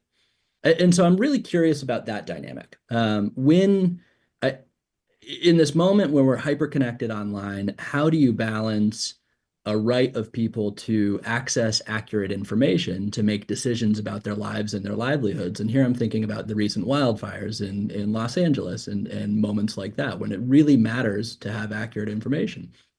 And this other right of freedom of expression, which in the very first panel of today, all three of the panelists really expressed concerns about the state of freedom of expression around the world. And how do you balance that right between access to information, accurate information for a population, and a right to say kind of anything that isn't explicitly illegal in online spaces at any given moment? Mark, I'll start with you and then over to Roberta with the same question. That's great. Always the easy questions for me. I'm going to defer to the constitutional lawyers amongst us about the right to the First Amendment, right? Like, the sacrosanct, a given, but to be very clear, the First Amendment doesn't apply to private networks like Facebook and TikTok. These are private networks, and they can define their terms of service in a way to see fit. That is their right as a corporate entity, etc. No one is saying the government is doing that. That is not what anyone would ever want per the First Amendment. But these private networks can define what is and isn't allowed. And at least we've seen most recently with some of Meta's decisions to change and roll back some of its content policies, a more blurring of the line of, we're going to keep all that illegal content, be it terrorist material, awful child sexual abuse material off our platform. But in terms of that sort of middle bucket where it's not that or horrendous content, but it's not sort of, I'm posting a photo of my family, that area where it feels the disinformation is still there. No one is suggesting currently that the terms of service of Meta, TikTok, YouTube mean that needs to be taken down. Like, no one is censoring anyone's voice, even on the deceptive element, although we can agree that it has a massive impact on democracy. No one is censoring that. What is potentially happening within these platforms is they're making editorial decisions via their algorithms, kind of deciding what I see on my Instagram feed, etc., to what to promote and what not to promote, right? And that's where I think we need to make a significant difference in terms of the censorship question around and free speech and what you do on social media. You can post things on social media as long as they meet the terms of service of these companies. That is their right to define it however they see fit. But they also have a right within how they promote content to say Roberta's TikTok feed or Graham, your Facebook account, whatever, what shows up, right? And that's where we are seeing editorial decisions to say, particularly say around the COVID-19 pandemic, or most recently in California, we need to sort of promote and elevate authoritative material to make sure people are safe, right? And that's where it becomes a little bit politically problematic, because people, maybe less so with the California fires, although that itself has become a political hot potato, but in COVID, people had different views, and that those views evolved over the pandemic. And that's where I think we need to really focus on. No one is looking to censor anyone's voice online. Again, even if the First Amendment doesn't apply, we all live in these democratic countries where people can say even stupid things, but that is their right. But it's the right of the platforms also not to then elevate material that is either potentially harmful, definitely illegal, and also the promotion of authoritative material so people can make a good informed decision around should I or should I not take a COVID vaccine, or is my neighborhood about to be burnt to smithereens in LA? Those things need to be prioritized, and that's where we are right now. Yeah. And then Graham, my take on this is fair participation in democracy requires that we have an information environment that's essentially free of fear and repression, and that rewards connection and security and healthy discussion. And I think that disinformation distorts perception. So we used to talk a lot about like the post-truth world. The reality is that fact and truth are maybe two different things, right? Like my truth can be I like pineapple on pizza. I don't, but some people, that's someone else's truth. But I think that what disinformation does when combined with those algorithms of the social media platforms is it distorts our perceptions. And it also, I think, makes it so that we think we are much more divided than we actually are. At DDIA, we do a lot of polling, as I mentioned, and we've done some polling around Latinos' trust in different democracy institutions. We essentially found that between Latino Republicans and Democrats, virtually no Democratic actor is trusted across partisan lines except neighbors and scientists. And neighbors probably because you live near people who are a little bit like you. And so I think, to Mark's point, that platforms have a responsibility to make sure at the most basic level that they're implementing their terms of service, but also that they're creating an ecosystem that is not going to be distorting reality and perception to such a degree that we can't make fact-based decisions about our democracy and our lives and policies that affect us. I think that's a really interesting point. And to go back to something that Mark said, information environments change pretty consistently. Like one of the noted trends within all of those examples that we just mentioned is that it's rapidly changing. It's a situation on the ground somewhere in the world that there's going to be new information or different information from where I am sitting than from Roberta is sitting. And so how do you navigate that as a global platform, so the social media platforms, or govern that as a state, local, federal, or even multinational body? How do you create norms and rules for that space in a way that keeps spaces open and free and secure and trustworthy? And I think that trustworthy component is a major question as we see trust in institutions that are necessary for democracy, whether that's traditional media or whether that's trust in government agencies, or trust in politicians, or trust in anything that you kind of engage with on a day-to-day basis diminishing, except for the things that you can tangibly interact with on a day-to-day basis. And that's a real challenge for disinformation. But is addressing disinformation, which gets bucketed into a broad set of online harms for most social media companies. The entities at social media companies that deal with this are called trust and safety teams. And they deal with explicitly illegal content, whether that's child sexual abuse in online spaces or terrorist recruitment online, as well as a bunch of things that the legal terminology would be lawful but awful. Things that we don't want to see in our feeds every single day, like really violent, graphic content, or things like hate speech. How do you balance how to make decisions about that? And is addressing a broader set of online harms, including disinformation, explicitly censorship? Just one word answer or one sentence answer from both. I'll go first. No, it's not censorship. No one is removing content. It's a question of how you prioritize that and decisions to be made inside the platforms about what you do and don't want on your platform. So that's longer than a yes or no, but that's my answer. And same for me. No, it's not censorship. And I would say there are things in quote unquote real life that we cannot say or do. For example, we can't engage in slander and libel per the law. And so those things should also not be happening online. That doesn't mean that you're censoring someone. It's a guardrail to make sure that we're all like healthily engaging in conversation.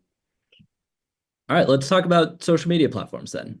There are over 5.2 billion social media users, which is 63 some odd percent of the global population. And 95% of internet users access social media at least once per month. I would go so far as to say the entirety of the audience that is listening today is engaged in online spaces as you watch on YouTube. And the average user, by the way, it spends 2 hours a day on social media, which when you go to sleep at night and you're like, where did all the time go? There's an answer to that. What is the duty of care or duty of responsibility for social media platforms to address online harms, including disinformation? And either Roberta first and then Mark, whose job it is to figure this out on a global basis. So I would go back to something I said earlier, which for me, I think the responsibility of the social media platforms is to guarantee that their own spaces are conducive to healthy engagement with information. We're choosing to be in those spaces, that's fair, but still they should be able to provide us with town square, as they used to say, that is more filled with positive engagement than negative engagement. And I think that's really important because our media ecosystem has fundamentally changed. I think when we talk to people, to Latinos in focus groups about their engagement on social media, for example, a lot of people will say they don't quite recall specific influencers or content creators, but they recall those people's behaviors. Are those people showing evidence when they make a point? Are they authentic? Things like that. I think that shows that a majority of us are actually moving in the direction of passively consuming a lot of content on those social media platforms, and that is having an impact on us. So I think that kind of on the basis of that trend, the social media companies have a responsibility to make sure that as we're engaging, whether actively or passively, with the content that lives on their platform, that by and large, the guardrails are set such that we're not inundated with incredibly toxic, hateful, illegal, violent content, and instead we're getting the more positive stuff. Building on that, I'm going to break it down into two buckets, right? So all these platforms, to Graham's point, are international, and I would definitely go check out my MySpace page where I spend hours. I'm just teasing, but there are multiple different types of platforms out there. And so because they're so global, there are international norms around free speech and human rights that they can build upon, right? So there are perceived global standards, either via the UN or the multi-international organizations that say, like, we believe in X. If you're a democracy, believe in this. And you, if you're a company based in a democracy, you can use those as a benchmark for online safety. And that's what a lot of these platforms have done via their trust and safety teams and their terms of service. So that's the first level of sort of the first guardrail to Roberta's point. The next point, and where I spend a lot of my time, is what do either governments within countries or regions do to facilitate that, right? So currently it's about, do you need voluntary standards based on these international norms by other companies, or do you need a government to come in and say, no, we believe this should be the marker and you need to raise it to meet our level, or you may face fines or potential changes to how you operate to meet our expectations. We are now seeing a variety of these so-called online safety regimes come in. The biggest one is within the European Union, called the Digital Services Act. There are separate regimes in Australia and the United Kingdom, across Latin America. Canada's thinking about one. One massive caveat would be there's not one in the United States for historical First Amendment reasons, but we can get into that in a second. I think where we're now seeing is that division between where the voluntary corporate-led standards are and where the government-led standards want them to be, and how you make that match, particularly when the cultural context, say, of Turkey is very different than, say, Brazil or the United Kingdom, where I'm based. And that is the difficult part. But I think some of this is based on, to a degree, the company saying, this is too complex, we don't like censorship, to the discussion at the beginning. And that's not about censorship, it's about meeting the existing both voluntary norms and standards within countries. And that's where I have little sympathy for them, because if you go to a bank and say, hey, Mr. Banker, you need to follow these rules in this jurisdiction, that's kind of how, like, it works. You can't, as a company, an international company, say, we don't want to do this because we don't like your rules. I mean, we can argue about, are the rules okay? Are they good? I would prefer the rules to be based on democratic principles than, say, authoritarian ones from, say, China. But companies aren't really in a position to say no. Then it becomes, how far do you go to enforce and implement those rules? And what potential pushback do you get from either the company, who may shut down its service, like happens in certain countries, by just saying, we're going to turn things off, or the host country of that company getting involved and saying, we don't like what you're doing to our company. Well, and it's a tricky balance too, because a lot of this field and social media platforms are rapidly evolving, right? The things that you can do on social media, and we'll get into this in an era of an AI, they're rapidly changing. And so does today's rules or do today's rules match with tomorrow's online ecosystems? And that is a tricky bit. And not like all of the governments around the world, we work with engage with a lot of governments on this issue. Not all of them ask for totally coherent things on social media. It's kind of like trying to explain a new social media app to your grandparents a lot of the time, to say, like, here's what this does. Here's how it's designed, here's where it comes from, and if you press this button, this will happen. That feels a lot of times how policy is made around social media. And so sometimes there's this balance of how do you build better capacity among policymakers to govern this moment, this digital moment that we're in. And also, a lot of the regimes that you just mentioned, Mark, a lot of the rules that governments or multilateral bodies are trying to set are basically about transparency and accountability, which is not dissimilar to a lot of other industries, whether that's banking, like you mentioned, or whether that's the energy industry. They all have some amount of reporting to do to governments on what happens within their companies or within their industry, to make sure that there are safety standards, to make sure that there aren't widespread societal impacts. And we haven't figured out what that balance is for social media. But the information environment is certainly global. And so what happens in one jurisdiction or one country really impacts what happens in another country. And on the geopolitics of this, we're in this kind of global competition for information, especially in an era of geopolitical competition among systems, democracies versus autocracies, or democracies trending toward autocracy, or democracies versus authoritarian states. which Anne Applebaum in the keynote just before the session did a really, really outstanding job, as per usual, in articulating what that competition looks like.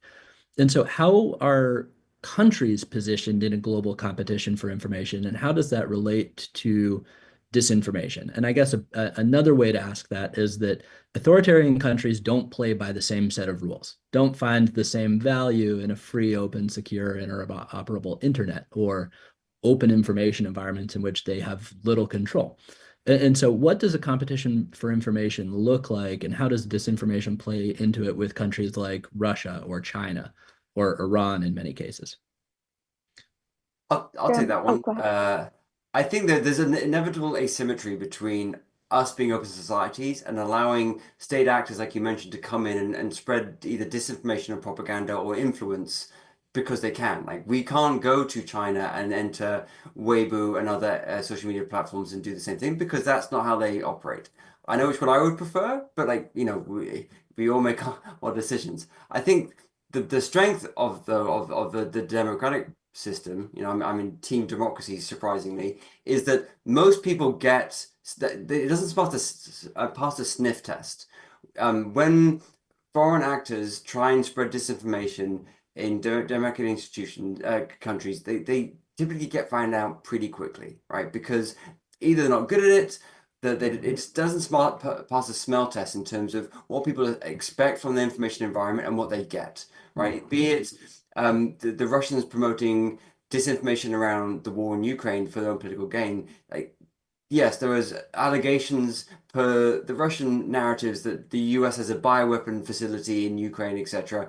But again, most people understand that that is not based in what we collectively know as fact, and therefore people just kind of go, well, that's a bit silly. I'm not going to pay attention to it, right? So I think that's where there is a massive benefit of having an open information environment compared to closed, is because everyone can say whatever they want within reason. Obviously, people are less willing to believe outright deceptive practices as you potentially would in a closed environment where they don't have that crucible of people pushing ideas at them. And therefore, that's where I think that there's a massive benefit and bonus for having the system we have. Again, I mean, I'm going to say it, right, because that's where we live. Because of that ability to test ideas, to look at what people are saying and go, well, that doesn't make sense to me. I don't believe it, or that's not how we collectively look at fact. And I think that's where we are in terms of both the Chinese, Iranian, and Russians. They are peppering and bombarding multiple different democratic countries with these lies to different degrees. But overall, they haven't been that effective yet in really changing people, the body politic into believing them. Graham, I would just add a really quick point to that, which is I also think that we're moving in the direction of a, let's say, faction-based or movement-based manipulation of information. So like outside of the country context, because we know countries are incredibly diverse, we're seeing a cycle and a borderlessness of information between ideological and values-driven movements. And so, for example, the very far right in the US and the very far right in Brazil, where I'm originally from, are talking to each other and amplifying each other's content all the time. And my last point would just be countries like Russia and China and Iran do take advantage of the discord and the division to position their narrative or their alternative vision of the world. And that can be pretty effective for countries in Latin America, for example, that have a really fraught history with the United States, for example, and could be the same in other regions. So. I completely agree with that. And one structural thing about the information environment, Roberto, which picks up on exactly what you're saying, is that it's becoming more fragmented. So while we see more usage and reliance on social media for information than ever before, while trust in traditional media is going down, we're also seeing this fragmentation across social media. It's not just Mark, sorry to date yourself, but you said this in the green room, MySpace, or it's not just Facebook anymore, and a couple of other platforms. It's not just Twitter driving, the artist formerly known as Twitter, driving the news cycle. It's a bunch of different platforms with smaller but highly engaged audiences that are, in many cases, split along ideological grounds, and thus they are going to a platform for an ideological purpose. And we have 2 minutes left. I want to get into TikTok and AI. I think I am going to ask one question on what the deal is with TikTok, but I am also going to ask what is the one thing, to Dean Meyer's point at the very beginning, what is the one thing that we could be doing either as individuals or systemically to build more resilience against disinformation here in this moment, as opposed to from 4 years ago, et cetera. And I'm really sorry, but we're going to have to go with 1 minute for both of those questions per. I can do really quick, Graham, on the AI piece. I think everyone thought this year was going to be the year of AI, and it wasn't quite when it came to disinformation.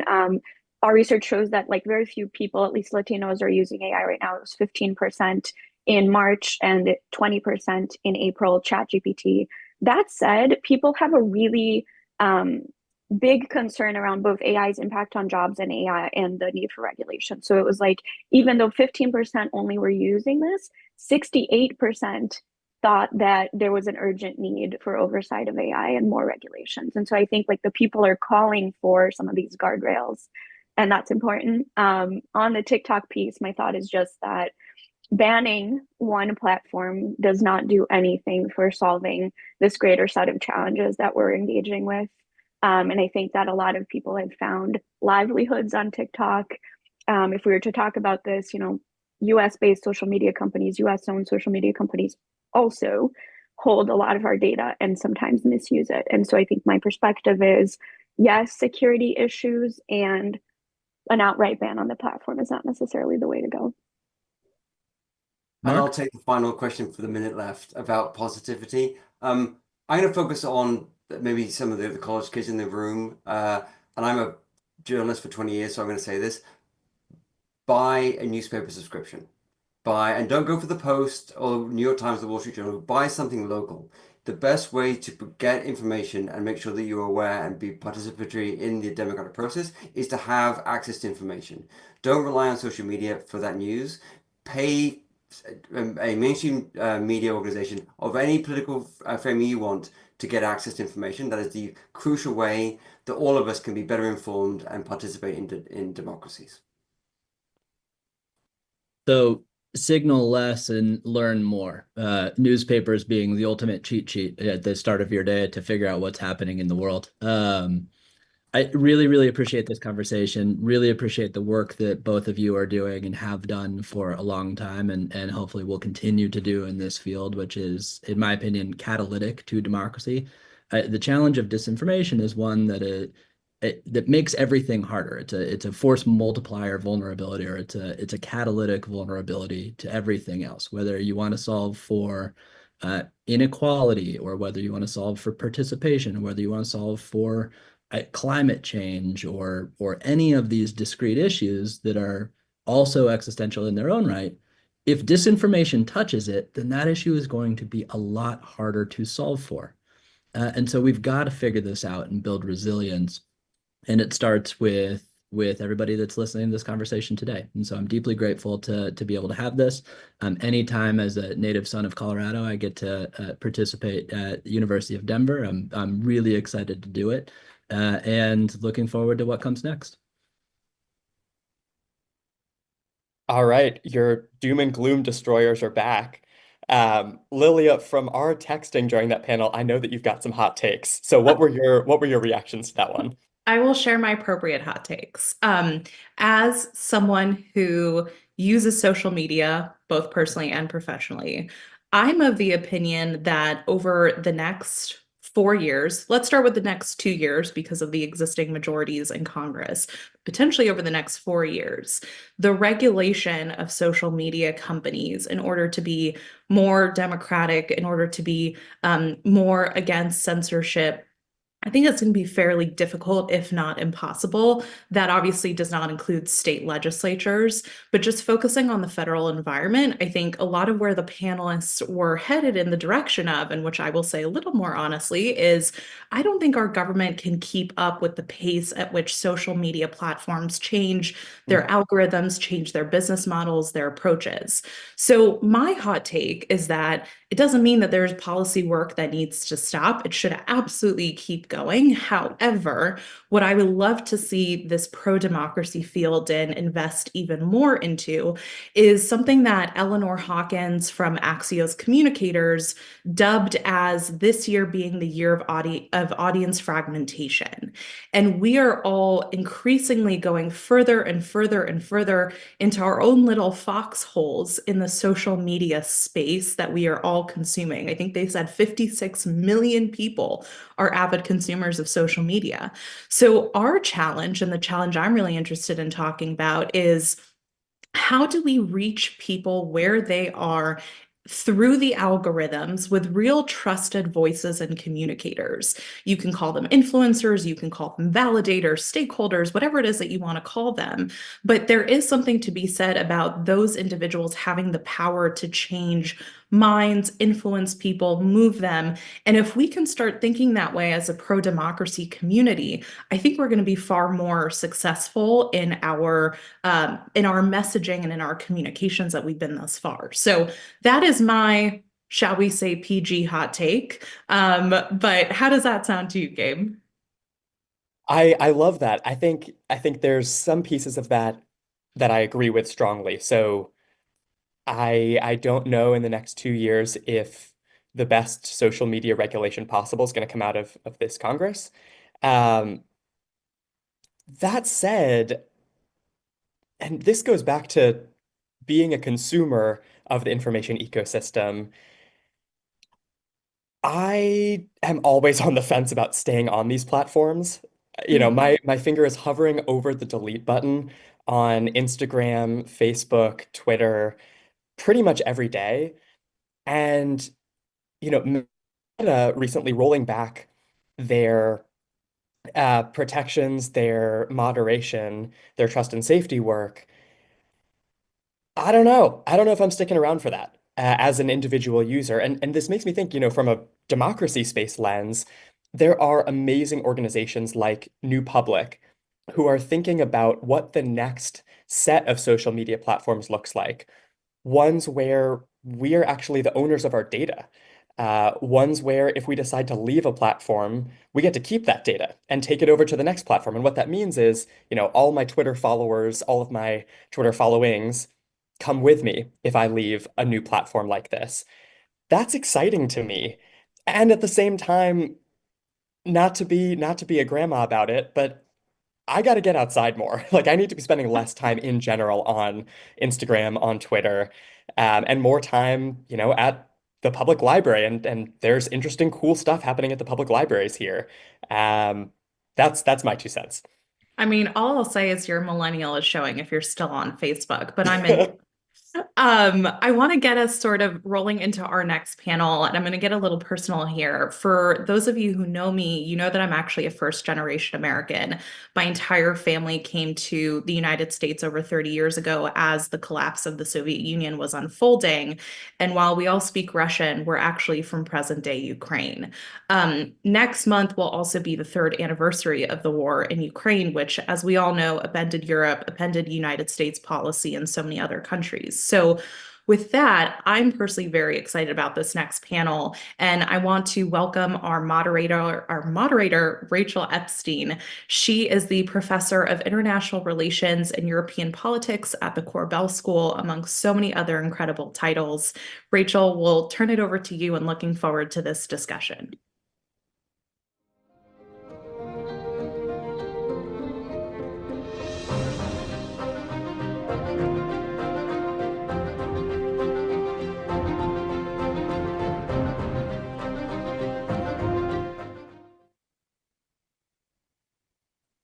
Welcome, everybody. I'm Rachel Epstein, a professor at the Korbel School. And as you just heard, the panel that we're about to do is on Russia's war against Ukraine and the implications for democracy.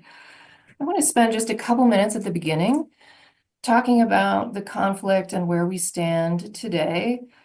Often in the media, it's reported that we are approaching the 3rd year anniversary of Russia's war against Ukraine, but in fact, the war started in 2014 with Russia's invasion of eastern Ukraine and illegal seizure of Crimea. And then, of course, in 2022, Russia did launch a full-scale invasion of Ukraine. In the meantime, Russia has secured about 20% of Ukrainian territory. The loss of life on both sides of this conflict are enormous. The North Koreans now are also losing lives in this conflict. In Ukraine, we've seen millions of people flee the country altogether. We've also seen millions of people internally displaced in Ukraine. In that 20% of territory that Russia now controls, there is a brutal Russification underway, which I think we'll hear more about in today's panel.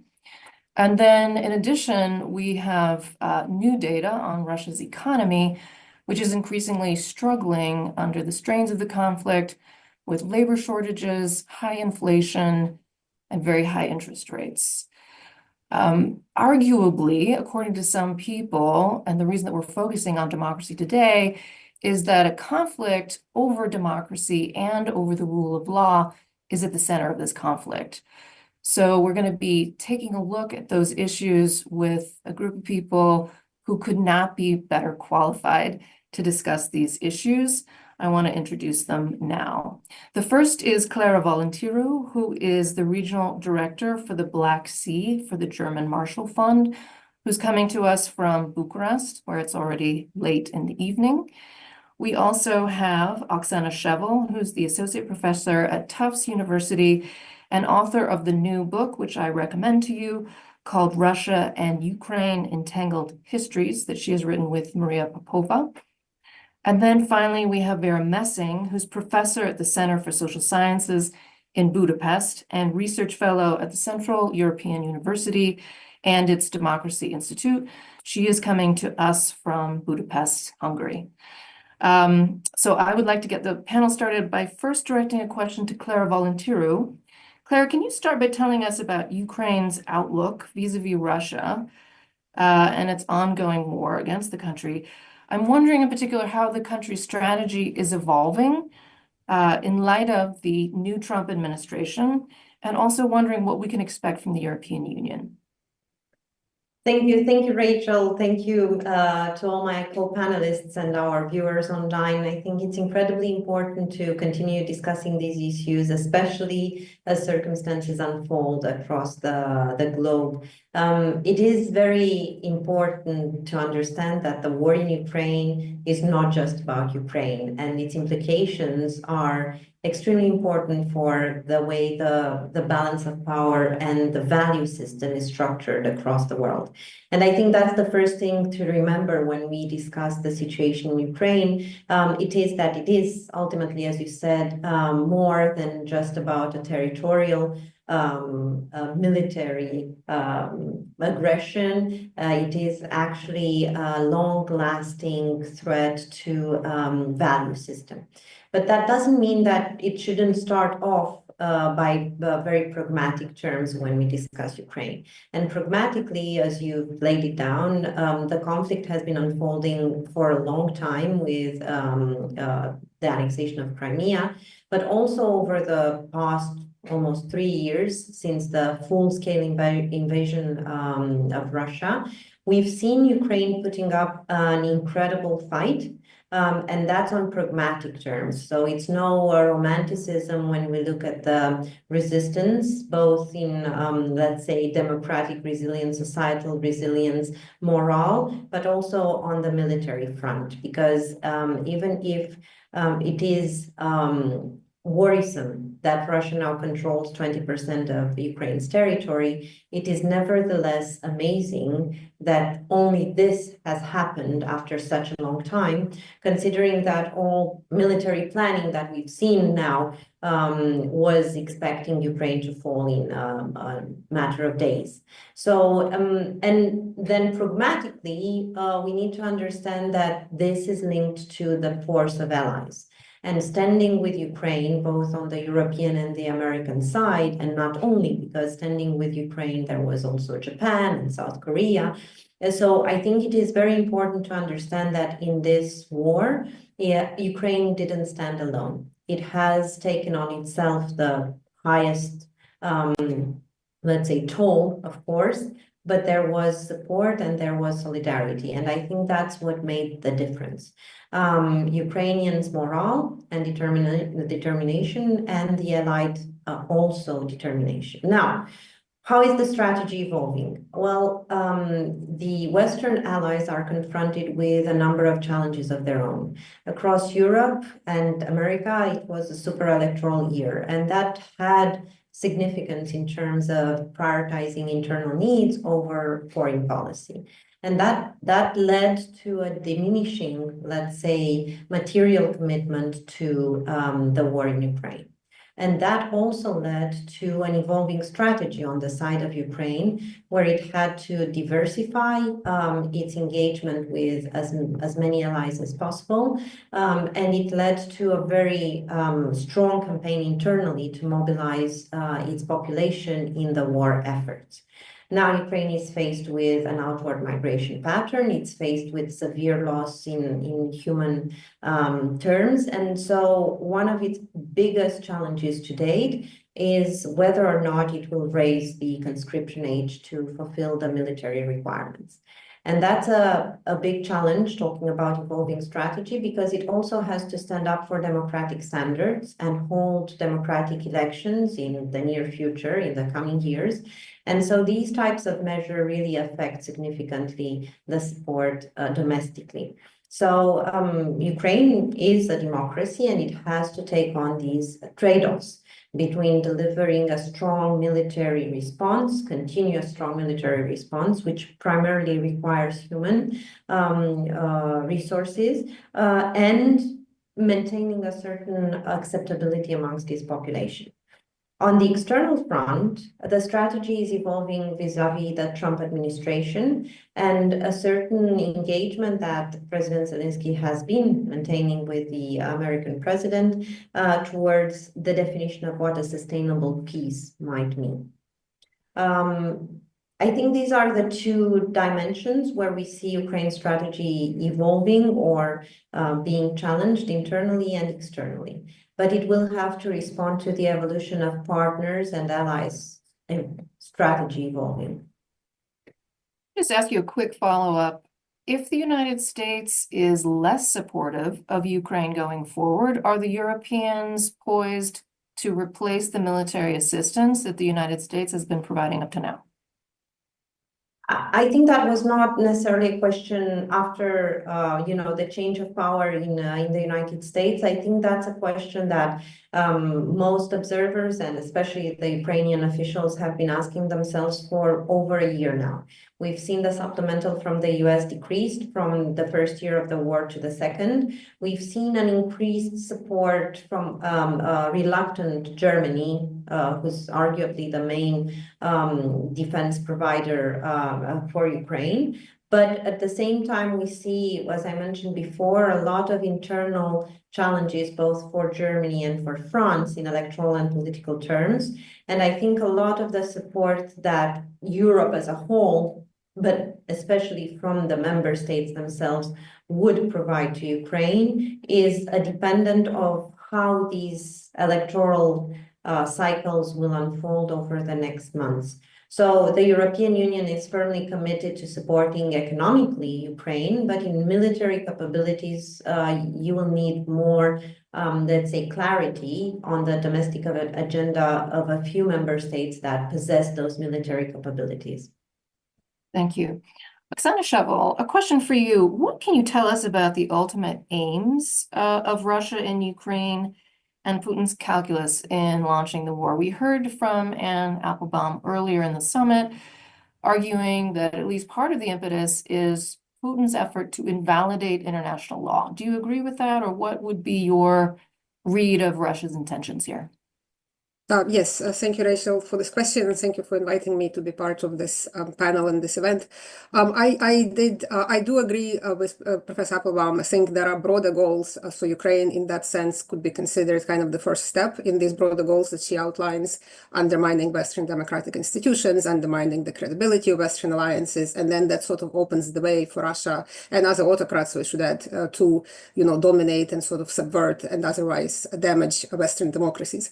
But I think there are sort of within this broader set of goals, there are specific goals with regard to Ukraine. And if these goals in Ukraine are denied to Putin, I think these broader objectives that are very destructive to the West, regardless of Ukraine, I think would become much harder to realize. And by contrast, if Putin succeeds in subjugating Ukraine, then these sorts of broader goals against the West become easier to realize. That would be sort of how I would link this broader objective that she talked about and the specific goals that Putin has in Ukraine. And here, sort of talking specifically about Ukraine, I'd like to emphasize that I think that the sort of the outlines of a possible compromise that now we read in various Western media, op-eds and so forth, that center something along the lines of something Putin being able to retain control of the territory that Russia now seized, or most of it, and it would additionally receive some sort of assurances that Ukraine would not enter NATO, and that's kind of like that's good enough. In other words, like he would be satisfied with this, and then he will allow the remaining rump Ukraine to basically be secure and won't invade it again. So in other words, Ukraine continues to exist, even if in reduced borders for the foreseeable future, right? And then it's not in NATO, and that's kind of good enough for Putin. And I think this is really dangerous misperception of what Putin's goals in Ukraine are, because his goal has been and remains the destruction of Ukraine as a sovereign state. And I think this very critical to realize this, and the evidence for this is ample. We can go into more detail, but we don't have time. I just want to point a few things, illustrations of this. The invasion, when invasion starts, and as you rightly pointed out, it starts already in 2014. It follows the victory of Euromaidan in Ukraine, when the Ukrainian government kind of decisively begins to turn west. And Putin reasons at the time, because this sort of westward turn in Ukraine, that in this book that you kindly mentioned, that Maria and I wrote recently, we call it divergence between Russia and Ukraine, that has been unfolding since the fall of the Soviet Union and kind of began to accelerate, especially after 2014.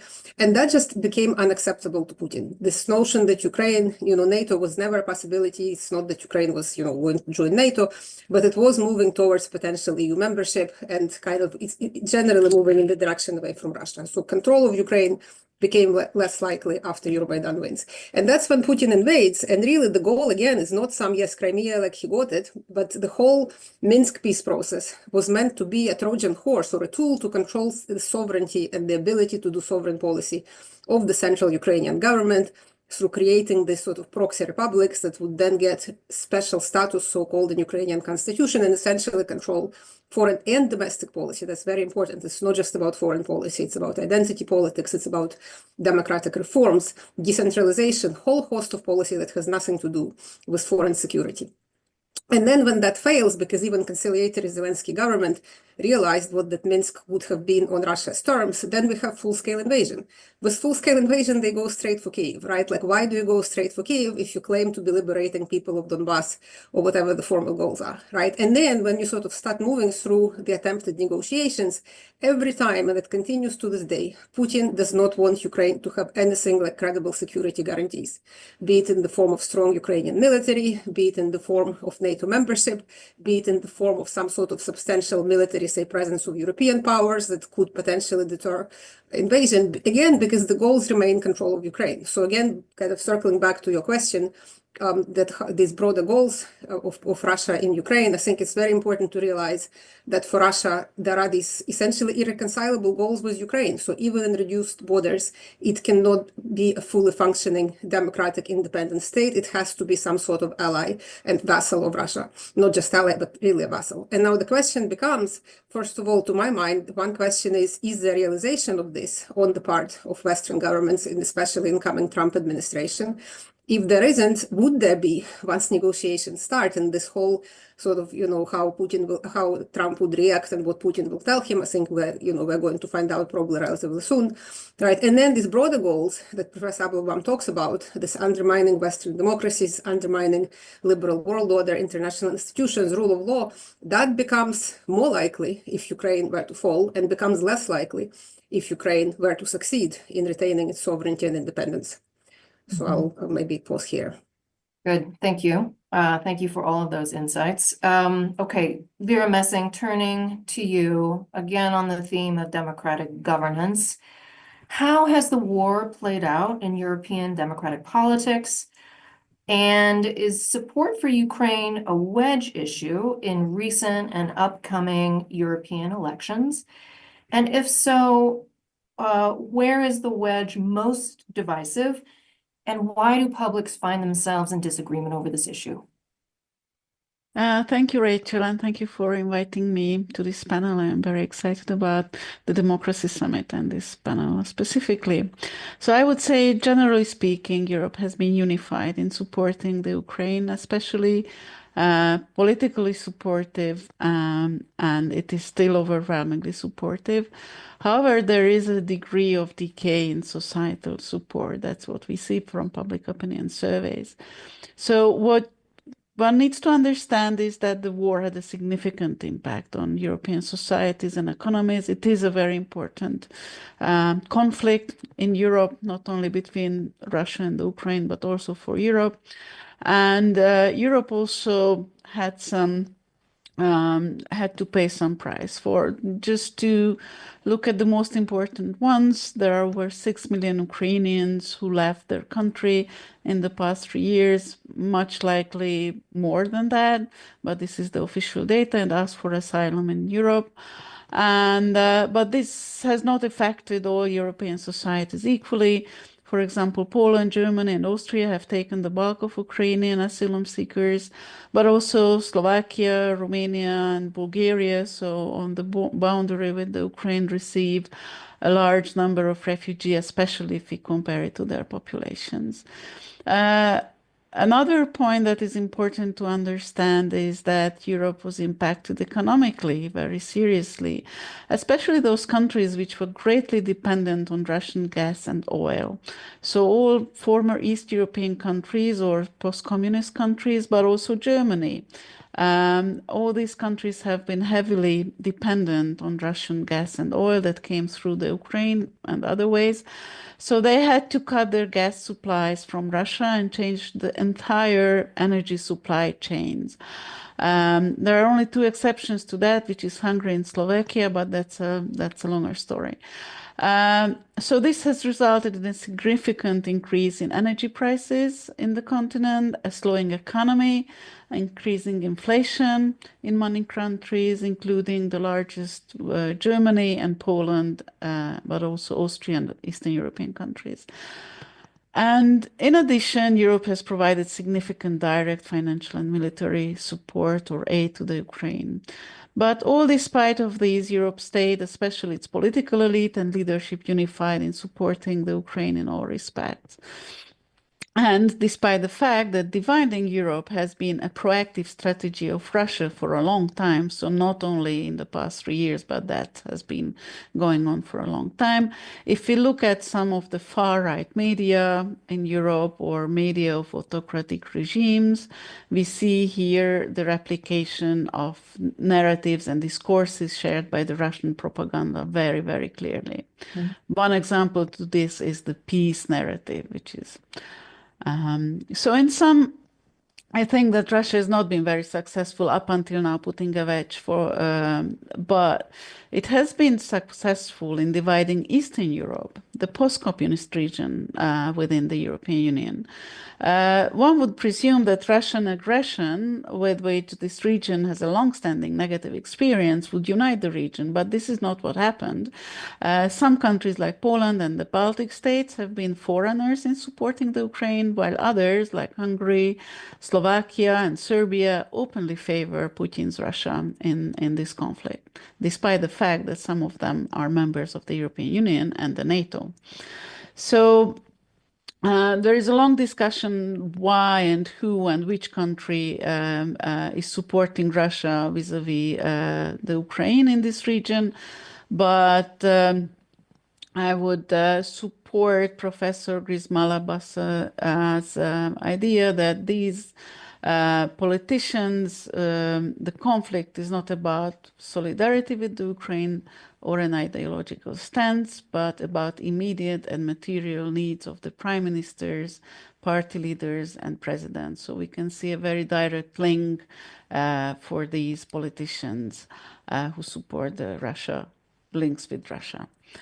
So, but more recently, we see another divide, which has been mentioned by my colleagues before, which is the strengthening of the far right in Europe. even in traditional democracies like Germany, France, Italy, or even Sweden. And this is an alarming development. However, I think that this is rather due to the feeling of instability in Europe as a result of economic difficulties, as a result of social media anxieties or environmental worries, rather than a wedge in how Russia's aggression is evaluated. So maybe I stop here. Thank you.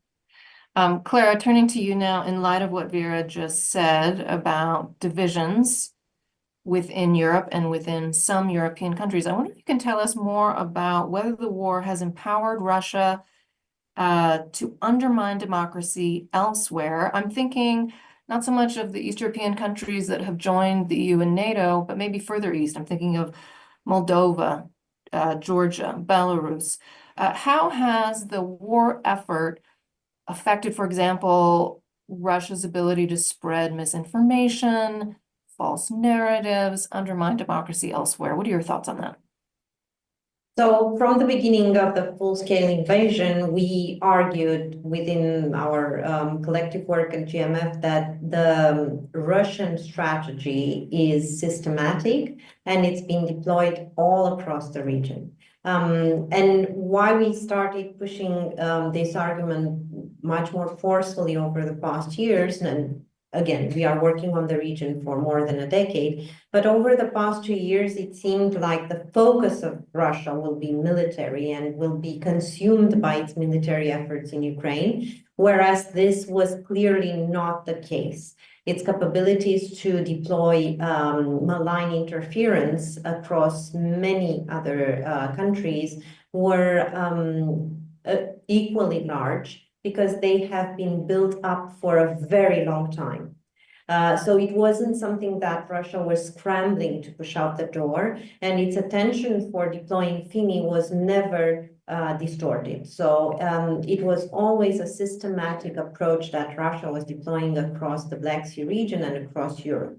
It was very pervasive because, as Vera was mentioning, many of the countries in Central and Eastern Europe and the Eastern Partnership countries are victims, historical victims of Russia. So making malign interference and information manipulation work in that setting involved elite cooptation, as Vera pointed out earlier. And it was not just that, but something I recently called out as elite vanity. There was a very high fragmentation amongst pro-Western elites in power or in opposition that led to a much more pervasive penetration of the self-interested domestic elites that were acquiescent to Russian tools and tactics of information manipulation, and not only, because there's a very complex mix that's being deployed, whether it is in Georgia, in Moldova, and more recently even in the EU, in Romania, and we're likely going to see it only grow, not retract. And this mix involves offline networks that have been built over a long period of time in local communities, in Russian-speaking populations, in those disenchanted groups that the left-behinders that we find even in Western Europe acquiescing to some of the narratives of, let's say, anti-establishment. And it's not, no one says anything about Russia sometimes, but it all amounts to the same narratives, which are anti-Western solidarity, anti-European, anti-establishment. Secondly, these offline disenchanted networks of people are mobilized in the case of Moldova with large amounts of money. Only in the recent elections, we found that there were approximately 50 million dollars deployed through different channels by malign actors from Russia. And this is because, yes, they are interested primarily in the Ukrainian war. And so they want to push every vulnerability there is, both geographically and politically within the neighboring regions and Western alliances. And thirdly, the messaging. And what Vera was referring to, the peace narrative, translates into a fear of war that's extremely pervasive for societies and communities that have been, again, victims of Russian aggression. And you will see a lot of penetration in the morale of the population in Georgia, in Moldova, even in Romania, of the fear of war. And that minister is Germany, talking about the upcoming elections. So this is a very pervasive and perverse, if I might add, way to advance a pro-Russian agenda at the end of the day. And maybe one final point is that there are also identity triggers. These are countries that have been traditional, have been, let's say, conservative by their own nature, and there is a manipulation of their value systems that sometimes diverge from the Western liberal value system, and there is a malign interference with regards to these identity triggers that have not been always well understood by, let's say, the type of information campaigns that the European Union was deploying in countries like Moldova, Georgia, Romania, and other countries. So I think the identity triggers have to be better understood, because being conservative in this geography doesn't automatically mean that they are pro-Russian. So there is a better strategy of engagement that Europe can deploy with regards to these vulnerable groups.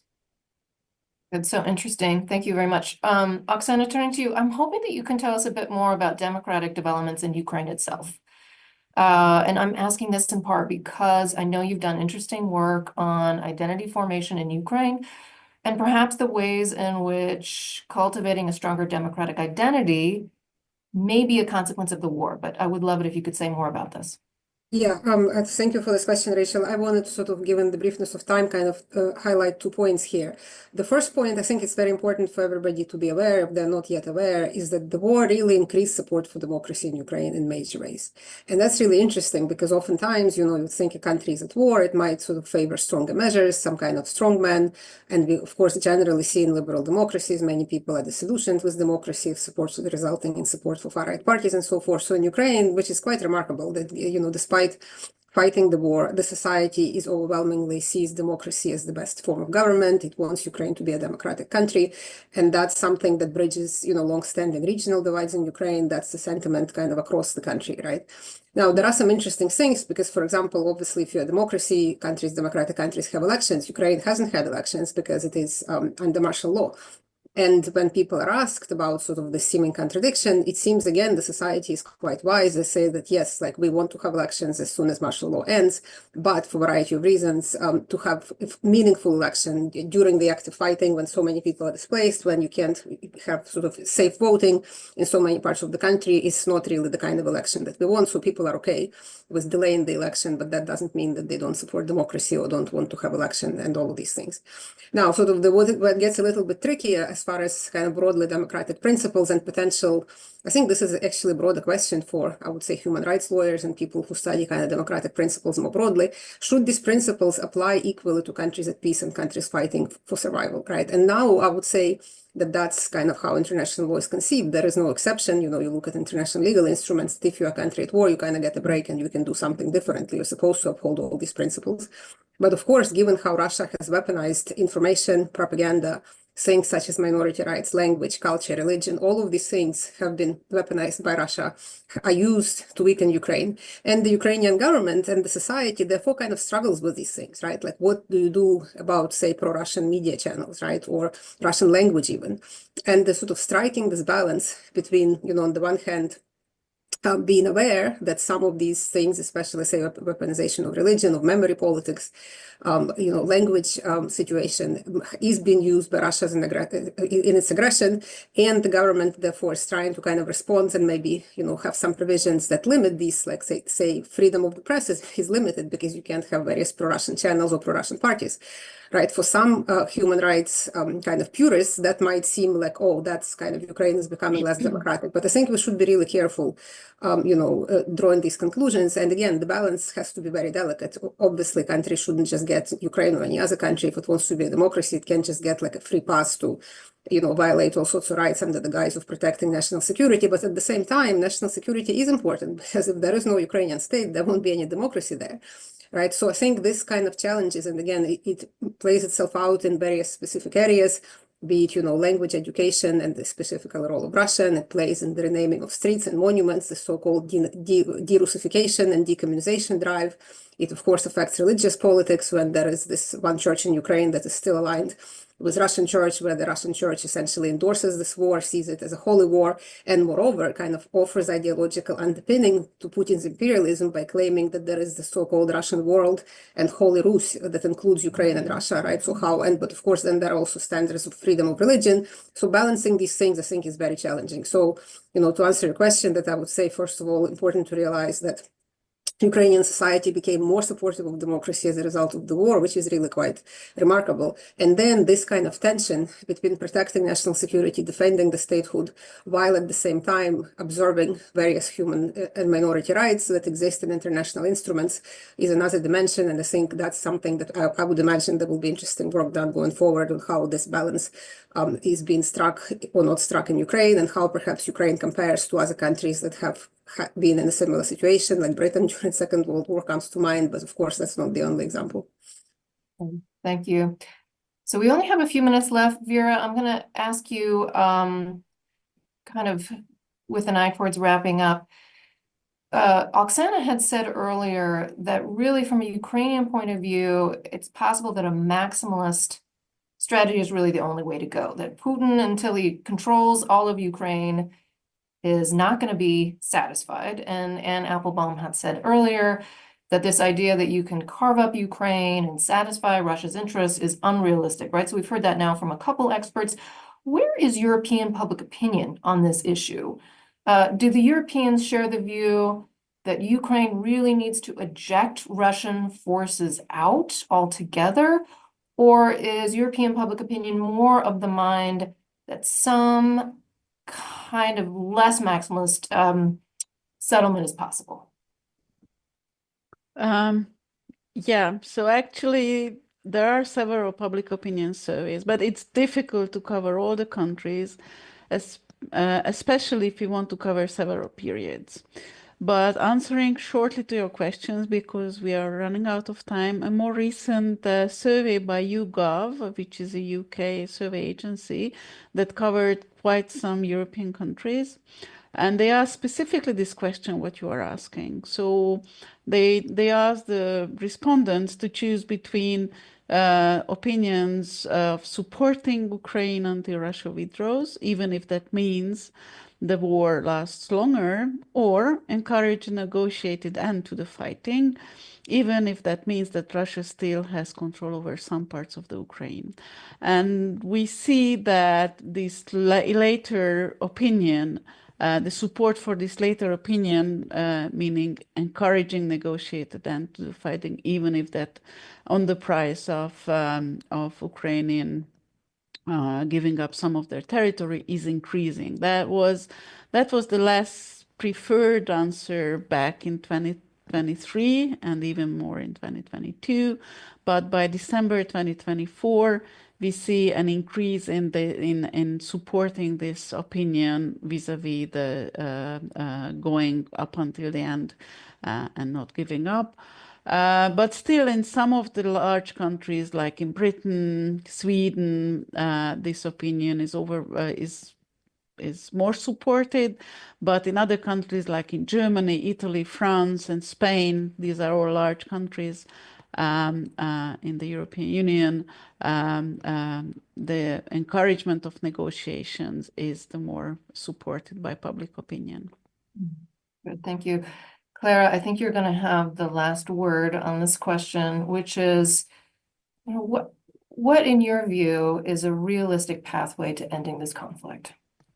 It's a comprehensive peace agreement. And I think if the Trump administration will act upon its promises, and they seem to do so, they've pushed the 100-day, let's say, term for negotiating a peace deal. And I think that's realistic and flexible. Because it will require a comprehensive negotiation package. And why I stress this is because over the past two American administrations, since the Trump one and through the Biden administration, there was a retreat from these multilateral, comprehensive negotiations. It was the age of bilateral, niche diplomacy. I call it complacency diplomacy. And I think now is the time, and the Trump administration seems to have the ambition to engage upon a comprehensive peace negotiation. And I refer not just to the process of 100 days, but the topics. It needs to push down on energy. It has leviers on energy and oil markets worldwide. It needs to push down on financial, talking about the Repo Act. It needs to push down on industry and jobs, because assisting Ukraine and arming it can build up a lot of capabilities domestically. So its internal politics will inform its foreign policy, and it needs to bridge it with its interest in relating with China and resolving some of the issues in Middle East. So I think, and of course, the future of NATO and its transatlantic relationships. So if it does push down on a comprehensive peace agreement that will provide a sustainable peace for Ukraine, that can then comprise security guarantees and a proper rebuilding process. We have to leave it there. I want to thank the panelists so much for your time and expertise. We're really grateful for your participation in this 4th Denver Democracy Summit. Thank you so much. Thank you. Thank you. Wonderful. All right, what an incredible conversation. Gabe, what are your thoughts? I know we're supposed to be the good news crew here, but one thing that conversation underscored for me was what a human tragedy this is. I mean, this is bad for the people in Ukraine. This is bad for the people in Russia.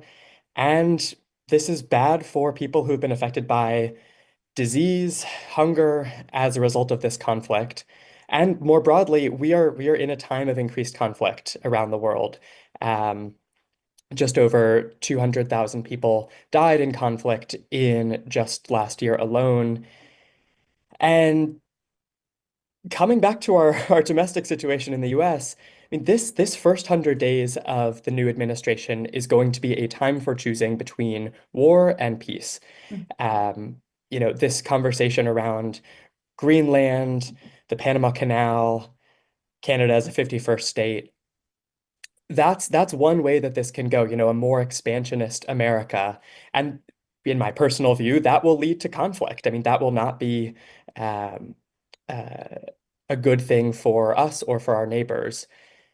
At the same time, there are unbelievable opportunities for this new administration to make peace, to end conflict in Ukraine, in the Middle East, in Sudan, and to lean into this mode of peacemaker, America as peacemaker. How about you? What stood out for you from this conversation? Yeah, I mean, let us hope everything you said is exactly how things will transpire. I think we can all use a little peace in the world. I think the piece that stood out to me was around the weaponization of religion. The reason that sort of stuck with me is because I think we're starting to see some of that and have been seeing some of that in our own country for some time now. And so one of the things that it sort of raised for me is the importance of organizations who are in the fight to protect democracy in the United States to really continue to learn and pay attention to what is happening overseas, because I think that there are so many parallels, unfortunately, and lessons that we can learn from our colleagues who are engaging in work like the German Marshall Fund, Freedom House, Search for Common Ground, all of whom have incredible insights that we can be applying to what is happening here in the United States, for better or worse. I couldn't agree more. This brings me back again to my time in China. Whenever someone mentions the historical memory of a country, whenever someone mentions changing school textbooks, that always worries me. I mean, that always makes me think about who's changing textbooks and for what reason. In China, the folks who are around our age, who grew up in the 90s, the early 2000s, after Tiananmen Square, there was a push, the patriotic education campaign, to change culture, to change textbooks, to change movies, to change books that were coming out, and to portray the CCP as defenders of the Chinese nation of the Chinese state. And so people our age tend to be more nationalistic. Now that may look to the CCP initially like a good thing, but you get down a rabbit hole of all of a sudden folks have one set of ideas as opposed to a diversity of ideas about what the country is, who's included in the country. And that I think does touch on the conversations about education, whether that's education around our history, education around civics in the US, back home here. But couldn't agree more on the link as well between work in the US on democracy and work outside of the US on democracy.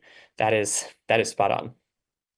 Yeah. And I think to your point, civic education, I know that's something you and I care a lot about, do work on in our own sort of different regards.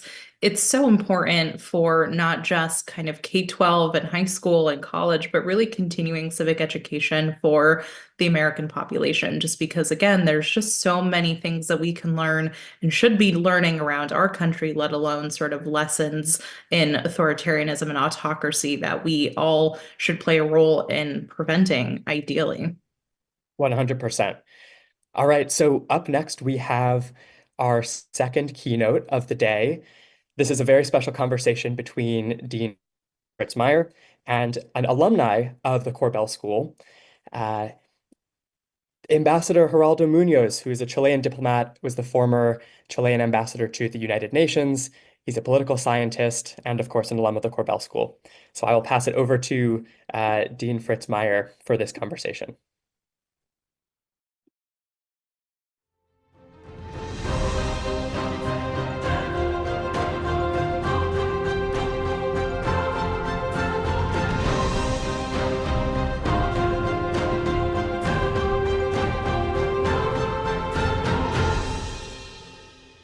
Joining me now is Geraldo Munoz, the former Minister of Foreign Affairs of Chile, UN Assistant Secretary General, Senior Administrator at the UN Development Program, Chilean Ambassador to the United Nations, a remarkable career in public service, and a prolific scholar and author. Several books, including The Dictator's Shadow, which was one of the Washington Post's 100 best books of 2009, and also won an award at Duke University, my old stomping ground. And now, more recently, Democracies in Danger, Democratic Regression in Latin America and Proposals for the Future. That's the English title. It's already out in Spanish. It's now soon to be published in English, and we'll speak about both of those books today.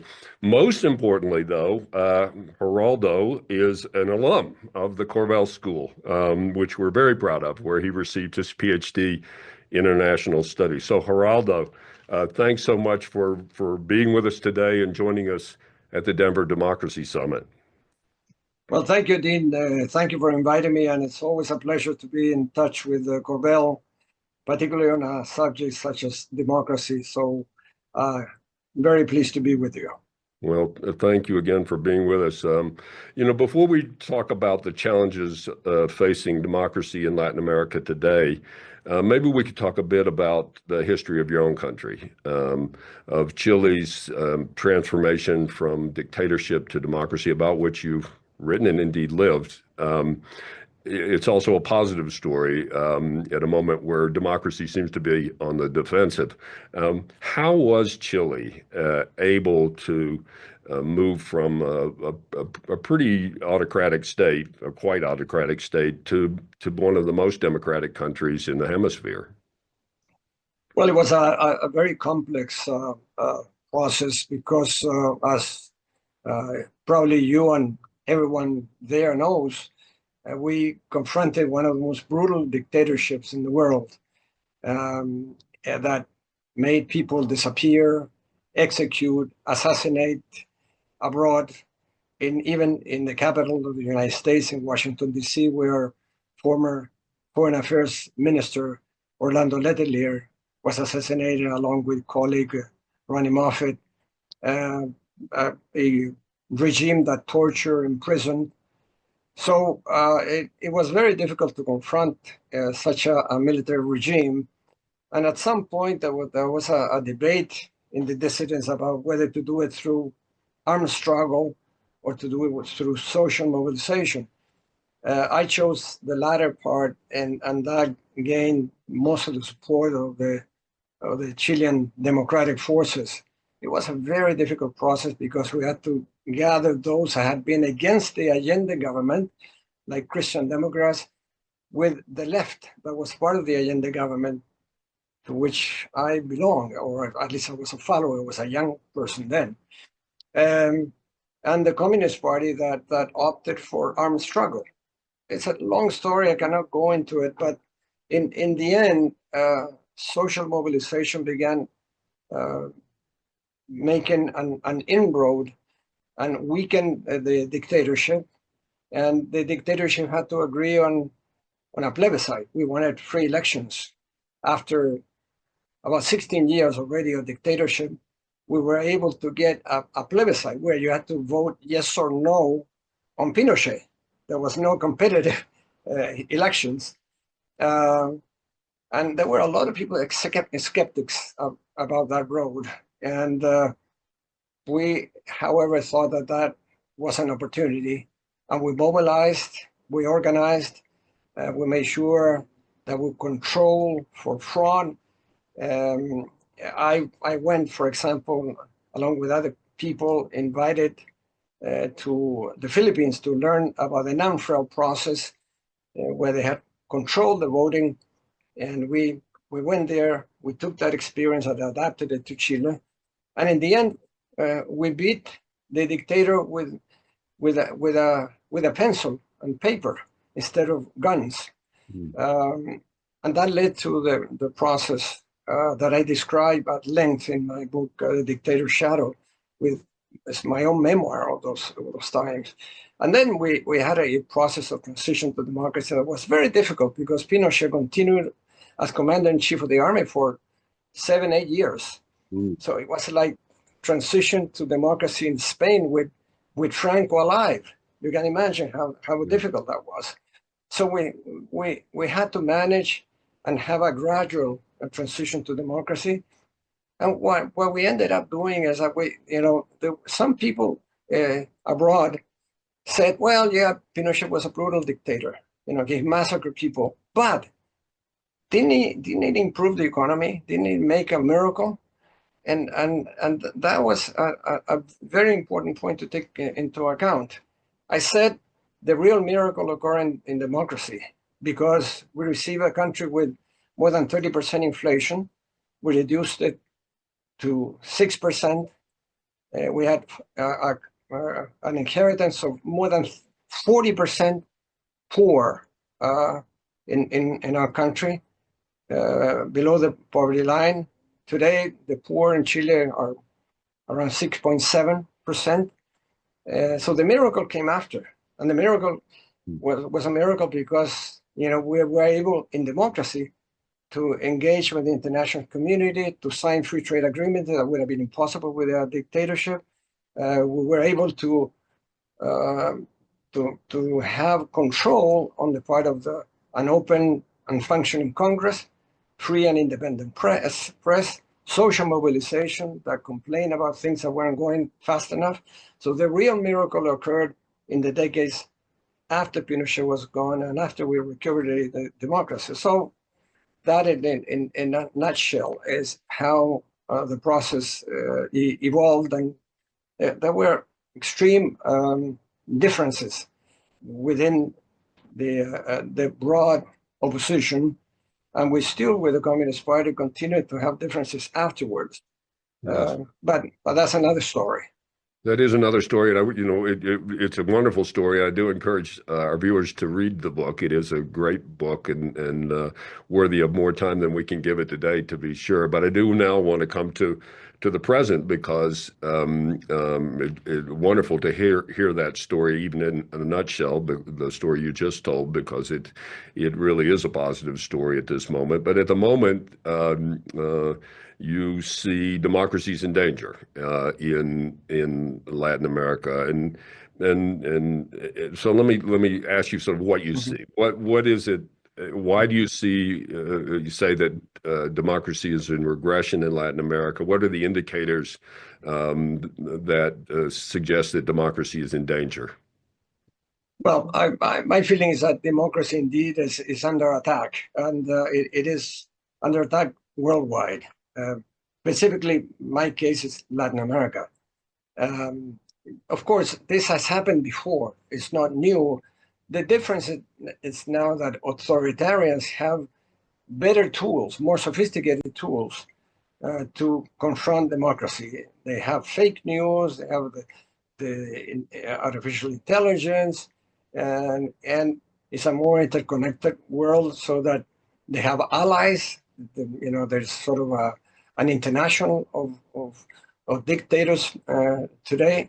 So this is something that is occurring worldwide, not only in Latin America. There are many examples from Viktor Orban's Hungary to Putin's Russia. Well, there are so many that we know about. So, but in Latin America, this phenomenon has taken a different form. In the past, our region was characterized, even in films, as the home of dictators with, dark sunglasses and corrupt and full with medals, generals, etc. That perpetrated coup d'etats. Well, that's not the way the attack on democracy is taking place now. Coup d'etats are practically absent in Latin America.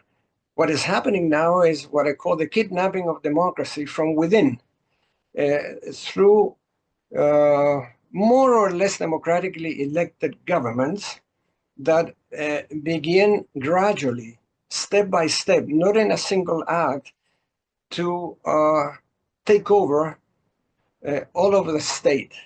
So the executive begins to capture the judiciary and the legislative power, and in the end, well, they rule as dictators, and they transform themselves in dictatorships.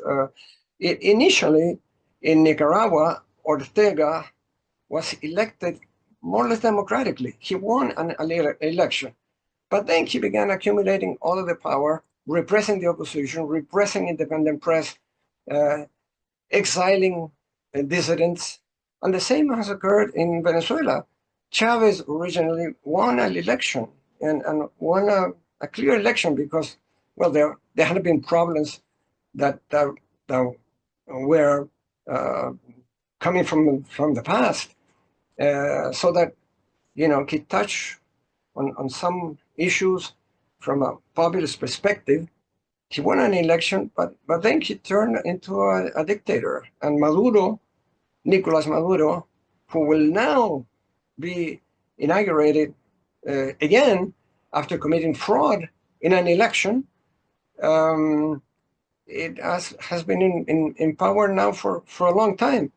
But they originally were elected, and now they have accumulated all of the power. They have repressed any dissidents. They have exiled. They have assassinated, dissident members, including obviously repressing the press. So that is a phenomenon that is taking place today, and the same thing is occurring in El Salvador.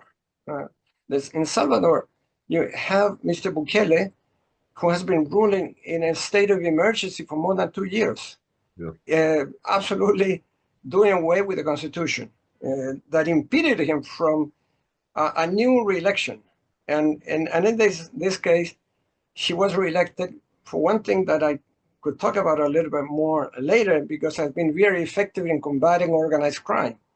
But it's more or less the same situation. And the other phenomenon that is occurring, with this I will finish, is that even sort of well-established democracies in Latin America are suffering a deterioration.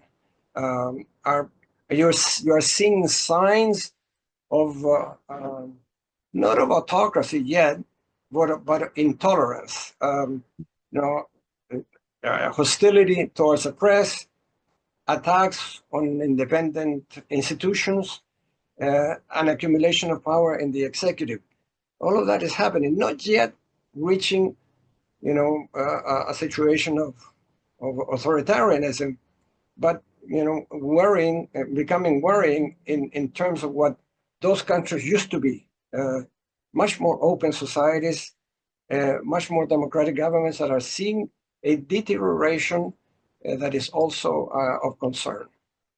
Well, let me pick up on a couple of the themes that you just mentioned. One is you mentioned that today autocrats have new tools available to them. Say more about what it is about the current environment that enables, as you described, autocrats who may have been elected to then consolidate power in ways maybe that they couldn't before. Mm-hmm. Let me, before I go to that, just sort of make a conclusion from what I said before. Yep. So what is fundamental is not merely access to power through more or less democratic elections, but the exercise of power. So it's not just a question of access, it's a question of exercise. Democracy is a question of exercise of power, in this case of the presidency. So what tools do they have and what has happened in the region? Well, there's a case in point. Former President Jair Bolsonaro in Brazil.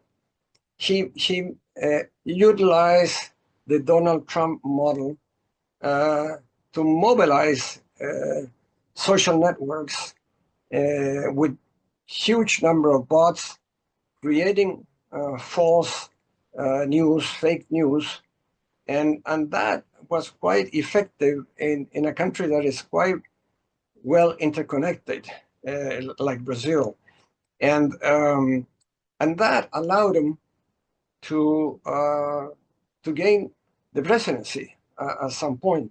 So the use of the tools of internet, of X now, and other platforms has been something that has been occurring for a few years now. And the best example that I can think of is how it occurred in Brazil. The Supreme Court of the country, in fact, forced then President Bolsonaro to remove some of the news and to begin to curtail some of this false campaigning by Bolsonaro. In the end, there was another election, and Lula, a candidate of the left, the center left, won that election. And the response of Bolsonaro was to mobilize his fanatics to attack the headquarters of the judiciary, of Congress, and of the presidency. Remind you of something, right?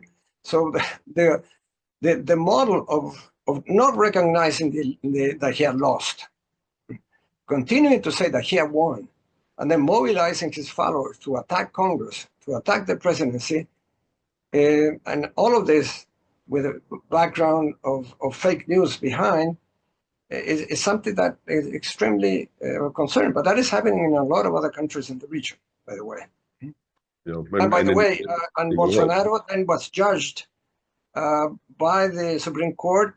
Because of this, he's being presently judged because he's kept some valuable gifts that were given to the state of Brazil in visits that he made, for example, from Saudi Arabia, some very valuable jewels.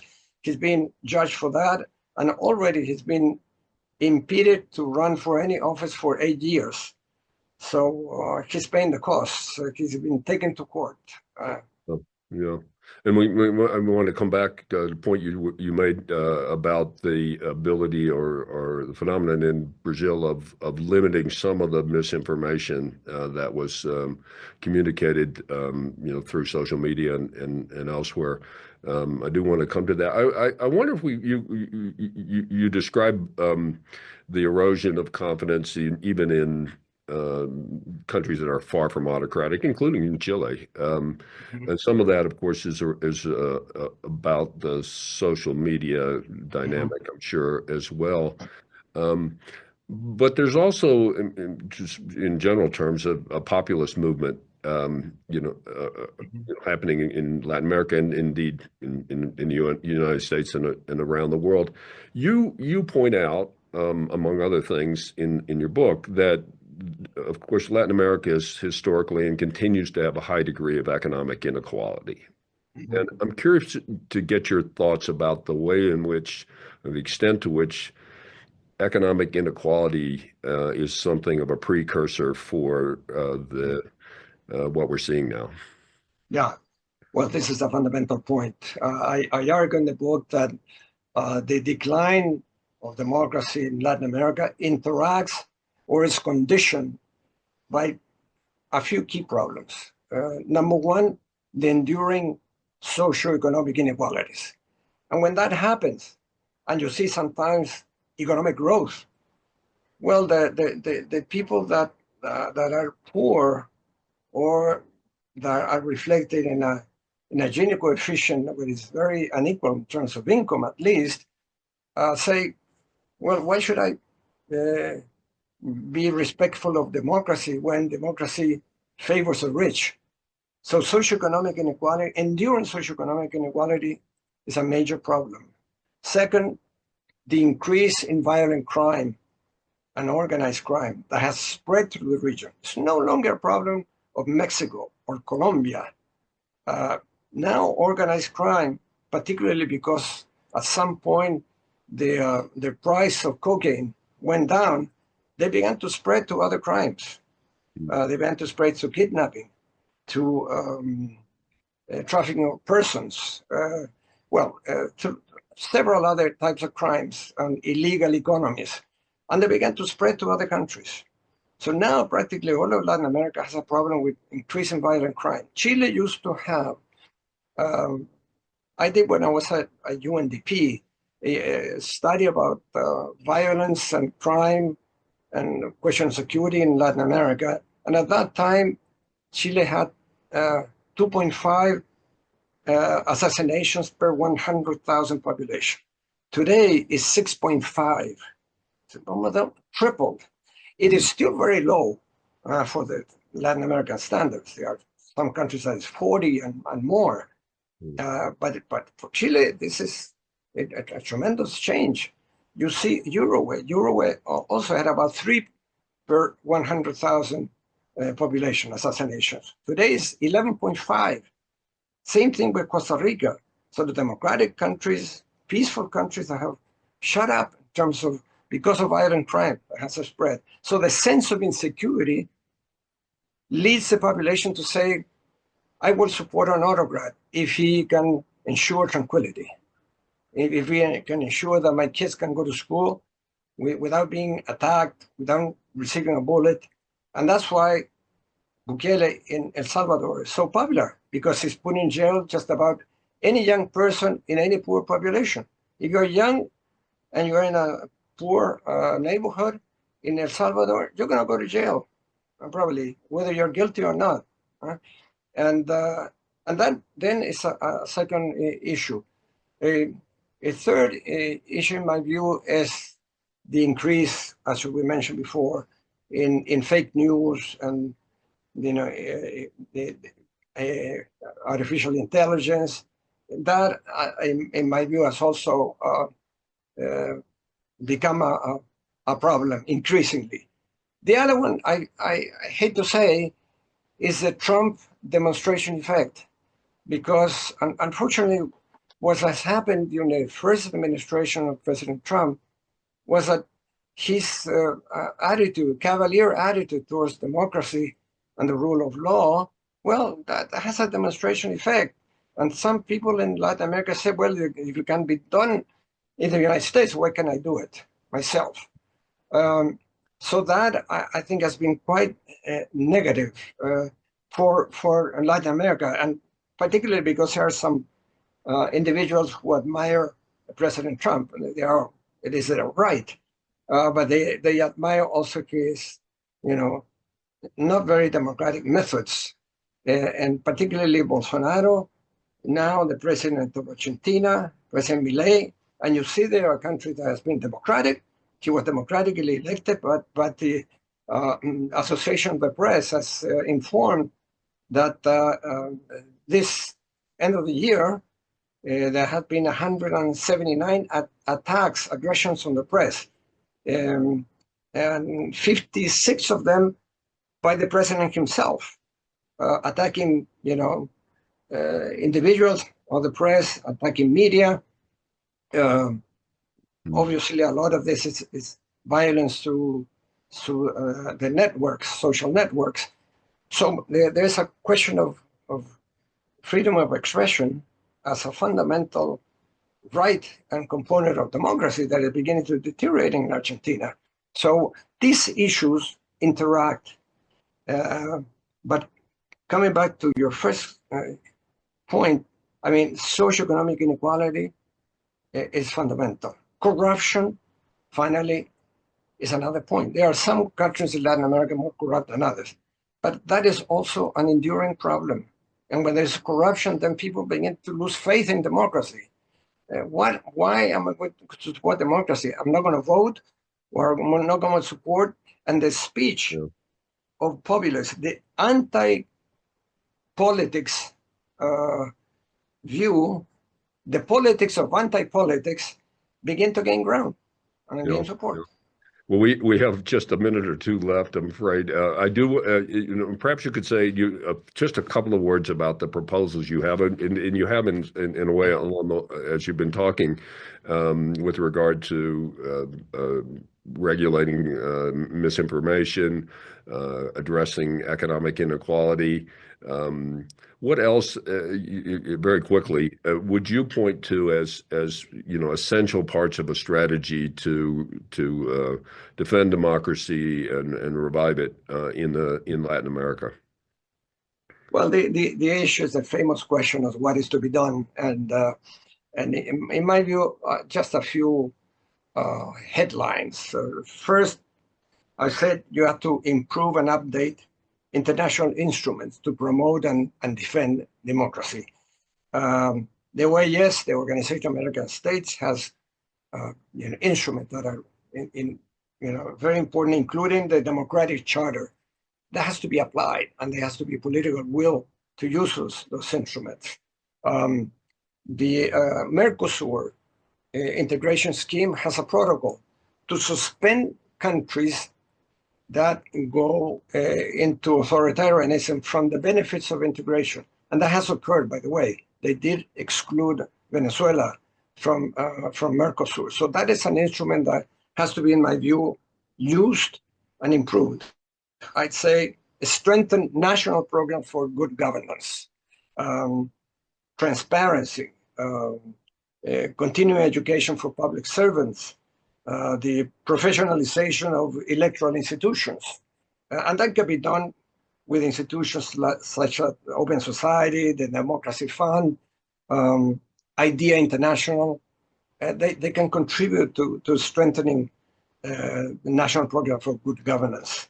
Third, I think there has to be a narrative and a speech and peaceful action in favor of democracy.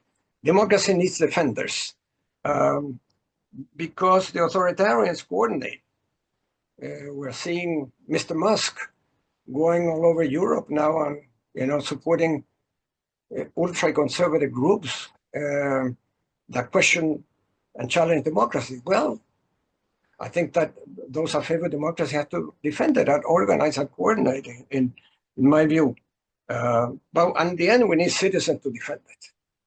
There's no other way, and that requires, the active political parties. I think it requires peaceful mobilization. It requires legislation for social participation, etc. And two other things. Well, I think international cooperation to fight organized crime. This is a question that is happening in Europe. It has happening everywhere, and you have to fight the illegal economies, and you cannot do it isolated. That, I think, is a fundamental issue.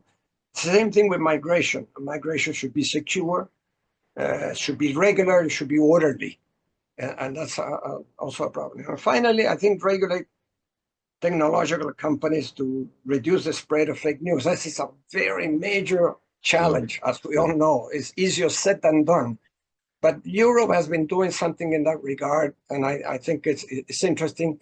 The Brazilian experience controlling even controlling Mr. Musk in Brazil. I think it's a good signal. Well, In my view, the debate is increasingly is not between left and right, but between those that defend democracy and those who want to challenge it through various forms. we'll have to leave it there. Thank you so much for joining us. Thanks for both the diagnosis of the problem and then sketching out topics that we're talking about in this Democracy Summit, ways to move forward. But a real pleasure to see you again, and thank you again for being part of the Denver Democracy Summit. Well, thank you, Fritz, and thanks to all my friends at Korbel. All right, what an incredible alum to have. I'm going to do something a little unorthodox here. For those who don't know, proud graduate of the Arizona State University Cronkite School of Journalism. So I'm going to put my news cap on for just a second and come to you all with an update that I think is relevant to the discussion we had and the one that we're going to be having next, which is a federal judge has just temporarily blocked President Trump's executive order banning birthright citizenship, and he called it, quote, a blatantly unconstitutional order. And during this time, President Trump has also pulled the security detail off of former Secretary of State Mike Pompeo and his former special envoy to Iran, Brian Hook. So that's a lot. And like I said, sort of relevant to what we just talked about. And so, Gabe, I want to kind of get your thoughts about what we just heard and how it transitions into what comes next. I mean, Lilia Dashevsky, she does it all. Conference MC, breaking news reporter, what's not to love? What's not to love? I mean, a couple reflections on the panel. First, pulling out something that Ambassador Munoz said early on. They chose his part of the movement for democracy in Chile, chose the path of nonviolent civil resistance over violent resistance. And before I read Maria Stephan and Erica Chenoweth's amazing book, Why Civil Resistance Works, my assumption was maybe violence works too. Maybe violence works better than nonviolent civil resistance, although we know the examples of Dr. King, of Mahatma Gandhi, and more. But in fact, nonviolent civil resistance is more effective than violent resistance to authoritarian regimes, although there have been decreases in that effectiveness over time. The other thing that stood out, Ambassador Munoz didn't mention this directly, but joy was such a central part of the campaign to bring back democracy and take power from Pinochet. The slogan of that movement was Chile, joy is coming. So I'll stop there, but just want to emphasize the importance of joy in this. We love joy. Okay, since I'm getting really personal with it today, I normally am based in DC, but I'm currently in Phoenix, Arizona, lived here for 14 years. And as part of that, sort of the fabric of Phoenix and of Arizona is around our rich history of migration and immigration. And it has never not been a hot topic in this state. We're certainly not alone in that matter. So I'm really eager for this next conversation, Migration and Democracy, which will be moderated by Professor Aaron Schneider, the director of the Institute for Comparative Regional Studies at the Korbel School.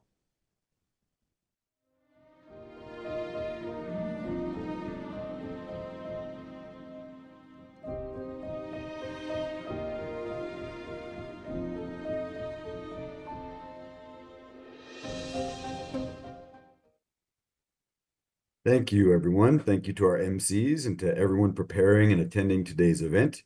I'm here to introduce our three presenters, the three participants. Cesar Cuauhtemoc Garcia Hernandez is the author of 3 books, including most recently, Welcome to the Wretched, In Defense of the Criminal Alien, and he's a law professor at The Ohio State University. Yael Shacker is a historian of U.S. immigration law and policy who since 2019 has worked at Refugees International, an independent NGO in Washington, to advocate for access to pathways to protection, including asylum, refugee resettlement, parole, and humanitarian visas. Rebecca Galemba is professor at the Joseph Korbel School of International Studies at the University of Denver and co-director of the DU Center for Immigration Policy and Research, CIPER. She's also on the board of directors of Denver's Worker Center, Centro para los Trabajadores Colorado. I'll ask a few rounds of questions, and I'll go one by one to each of our participants, and I'll start with Cesar. You've emphasized the concept of crimmigration in your work, and you argue in your latest book, Welcome the Wretched, that we should separate the criminal justice system from our immigration system. So tell us, what is crimmigration, and why should we avoid the presumption that there are deserving and undeserving criminal migrants? Well, thanks, Aaron, for getting us started with that question. It's a pleasure and an honor to get to share this half hour with all of you. Crimmigration is basically a shorthand way of describing the many ways in which criminal law and immigration law intersect with one another. And what we've seen increasingly over the last few decades is that there are more and more often instances in which low-level criminal offenses, and in fact, sometimes not even a conviction, can lead to pretty severe immigration consequences, including detention and deportation. And one of the basic premises of my last book, which you referenced in the introduction, Welcome the Wretched, the idea that quite often focusing only on a criminal history, on the worst moment of an individual's life, misses out on all of the complexity that inevitably everyone brings to the table, whether it's the fact that the President of the United States is obviously somebody with an enormous amount of power, but also with a conviction in his recent past. And all the way down to the more ordinary folks among us, whose lives are a mix of the finest moments and the worst moments, and focusing on only one of those necessarily takes a piecemeal approach to life in the United States. Thank you so much, Cesar. Yael, I'd like to turn to you. Your forthcoming book explores immigration and refugee policy and the history of asylum in the U.S. So tell us, in what ways did Trump change that history in his first term? What ways does he appear to be planning to change it now in his second term? Was the Biden administration any different? And finally, and I know this makes it a big question, what would a humane approach to asylum look like for the U.S.? Yeah, thanks so much. And thanks so much for having me. So the book that I'm working on charts sort of a long history of asylum starting back in the late 19th century, but its last chapter, which covers the most recent decades, four to five decades, is about asylum processing at the border, or really the ways that the United States government, which has been committed to sort of a deterrence approach that whole time, never really committed to a system that would allow for the processing of claims of people who came to ports of entry or to the border to seek asylum. And actually, policies instead incentivized crossing unauthorized and then seeking asylum after they did that, which only allowed for a sort of criminalization of asylum seekers as violators of the immigration law, first and foremost, and as seekers of protection, second.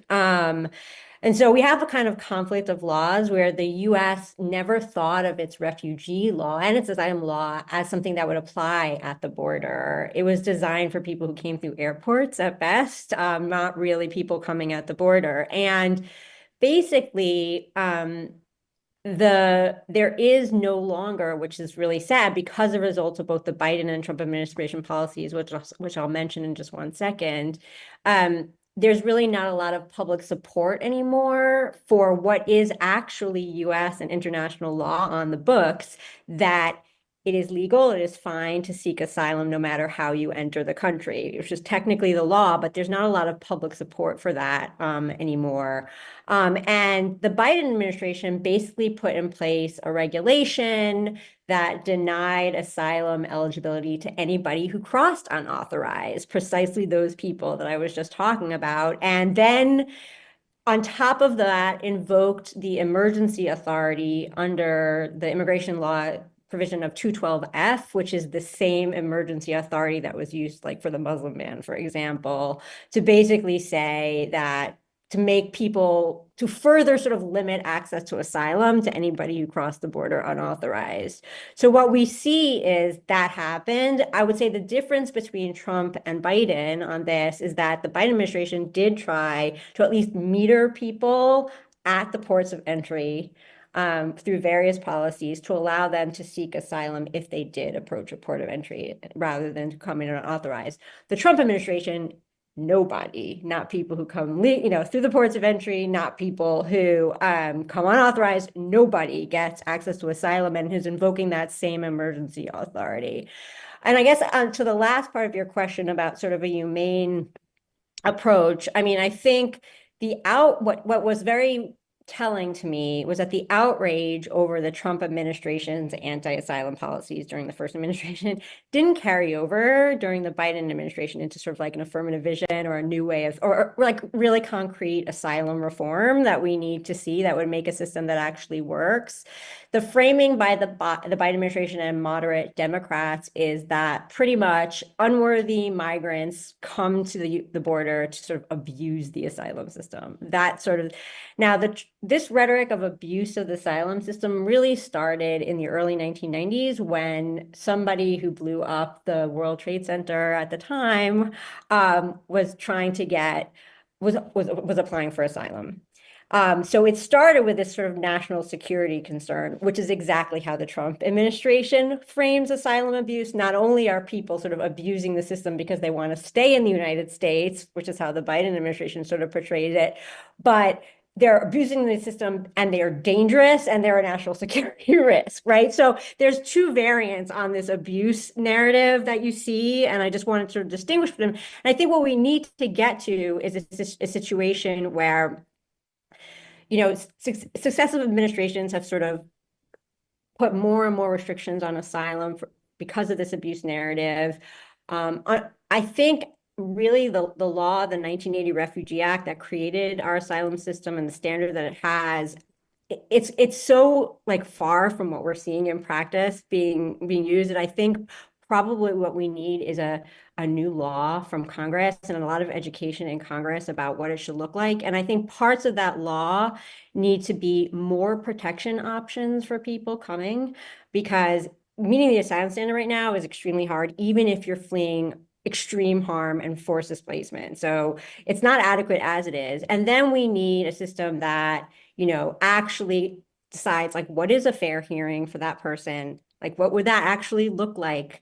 How do we resource it effectively? And then how do we create a system more like our refugee resettlement system, where when people have a claim and want to pursue their claim, the communities to which they're going to in the United States have the resources to sort of support them. They're able to work and have the resources to support them. So that's what we really, if we wanted to construct a system, we would have more capacious protections available, maybe not asylum, we call it something else, and then more resources in the system to make it work.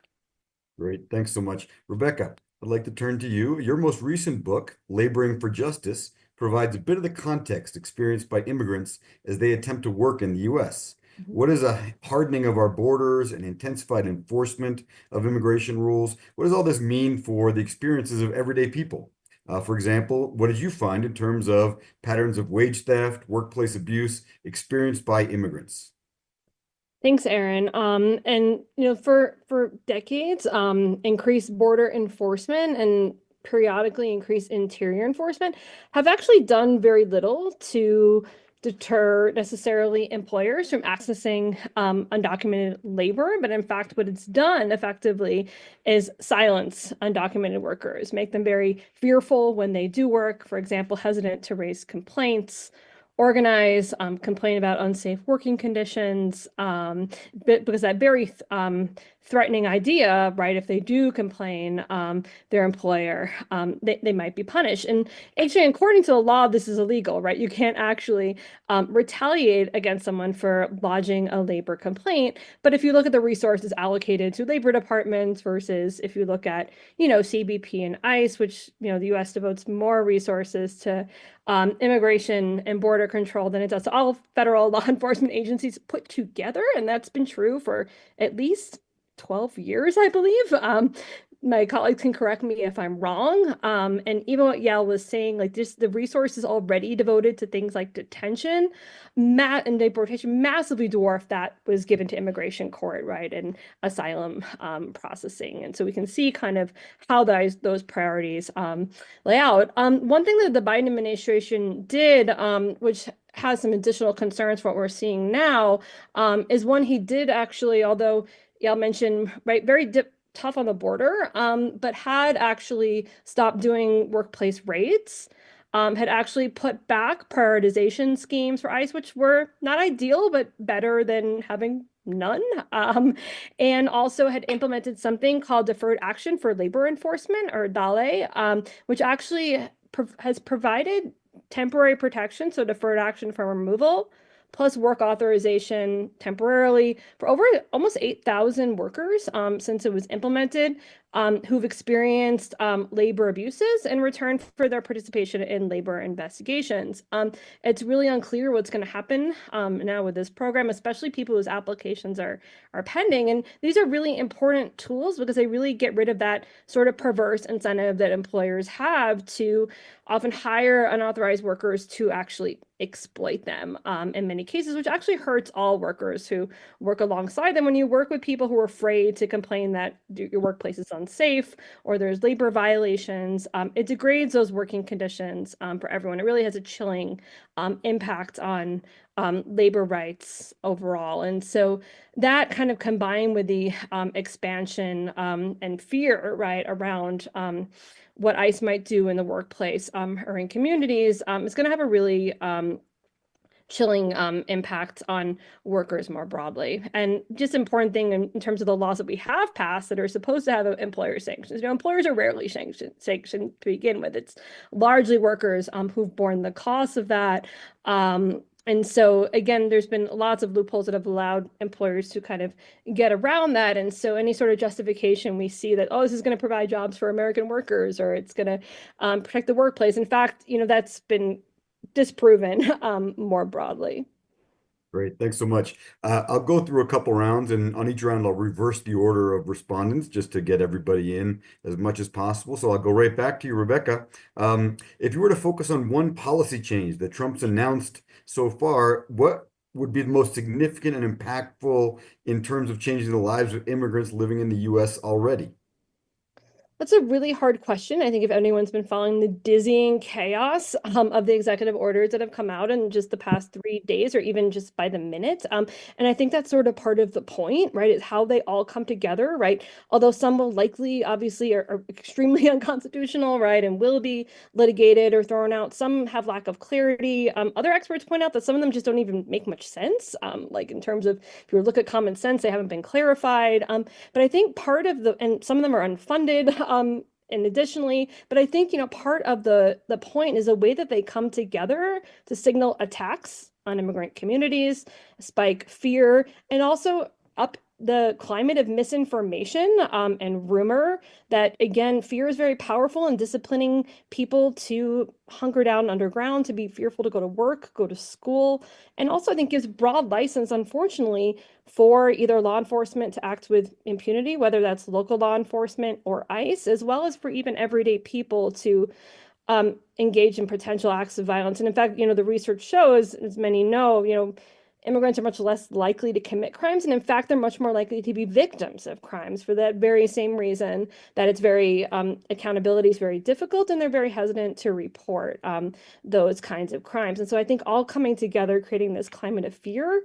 is the most powerful. And, you know, one thing I think that comes together that is especially problematic is this wide expansion of expedited removal, which previously only applied to immigrants who either within 100 miles of the border, which is actually pretty large part of territory if you think about all of the borders of the United States, and also or within 2 weeks of entry. And now that's basically expanded to anyone who can't prove that they've been here for 2 years, and the onus is on people to prove that.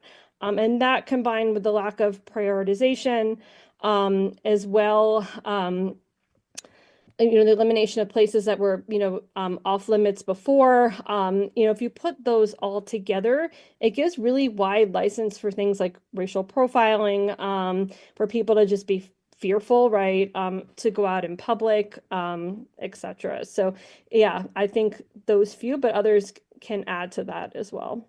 Great, thanks. And the places that were sort of off limits, schools, churches, those are the kinds of places that now are fair game for these kinds of enforcement actions. Yael, you submitted a statement to the Senate committee just last week that a return to the Remain in Mexico policy would be a disastrous decision. Can you say more about why this would be a disastrous decision, and are there other policies announced by the Trump administration so far that seemed destined for disaster? Yeah, so disaster is a broad term. Disaster for whom is a good question. So a lot of these policies would be disastrous for immigrants, and then there's disastrous for like America more generally. So I just wanted to say a couple of things. So the Remain in Mexico policy, I argue, would be disastrous mostly because so what the policy did was like many of the other policies that externalized sort of the US obligation to provide protection, screen asylum seekers. It made people wait in Mexico for several months and then return several times for court hearings in US immigration courts set up at the border. And these were disastrous for like two major reasons. One is for the security at the border, because people were sent back to Mexico and they were sort of sitting ducks for cartels. These are not Mexicans. These are third country nationals who don't know, they're kind of stuck in dangerous border cities. There was not adequate shelter, services for any of them. These are families, basically homeless families living in encampments in dangerous cities like Matamoros, Reynosa especially. And like the cartels were there. People got desperate, sometimes crossed unauthorized anyway, and took more dangerous routes to do that. And then these court hearings turned into like a sham of due process. People couldn't access attorneys from Mexico, obviously, but they were extremely expensive. There were huge courts set up at the border in these big tents. The dockets of several immigration courts were way backed up. You had several hearings. So, I mean, this was just sort of like a security and resource nightmare for the US government and for the people subject to the program. I think if I had to point to one or two other policies that I think would be disastrous, I mean, to just complement what Rebecca said, the major kind of thrust of lots of the executive orders are to criminalize more people, and maybe Cesar could talk about this. Like there's some provisions that essentially require there's one provision that struck me. There's one that, all undocumented immigrants have to register. And if they don't register, they can be fined and prosecuted. Like this is like basically criminalizing everybody. So, and then providing excuses to sort of deport people on criminal grounds is a big part of this. And the second part is the invasion rhetoric, especially related to the border, where people coming to the border are seen as literally enemy invaders. All the authorities being invoked are basically on that ground, to end asylum, to stop it. And I think for me, the scariest thing that could be a major disaster is the military. This is new. This did not exist under the previous Trump administration. I mean, the military has always provided backup support at the border, operational stuff, but like active duty troops can like shoot to kill essentially under like it's that dire, and I think that could be extremely disastrous. On an up note, I think that's a red line for a lot of American people. I think if people actually saw the military do that at the border, I don't know, I think it's a departure. It's not something we have seen yet. We've seen a lot of horrible enforcement. We haven't necessarily seen soldiers shooting at people in that way. So I wonder if that would actually be a red line.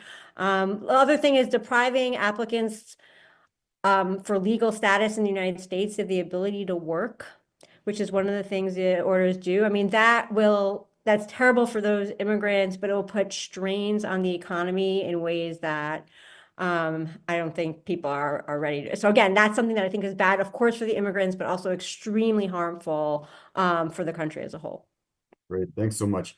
Cesar, you're our representative lawyer in the group here. So I'm going to ask you perhaps to comment on some of the legality of these proposals. And in particular, there's been lots of talk about the announced intent to eliminate birthright citizenship.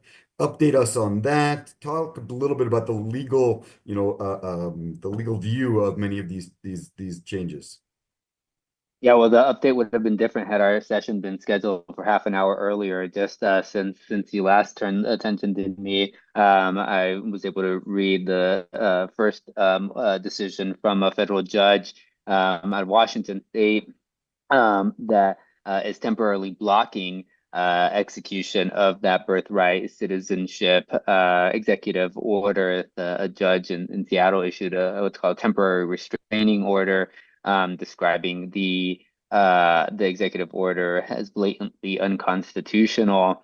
And preventing the Trump administration from implementing it. But basically, what the Trump administration is attempting to do is rewrite citizenship and the law of citizenship as we've known it for over 125 years.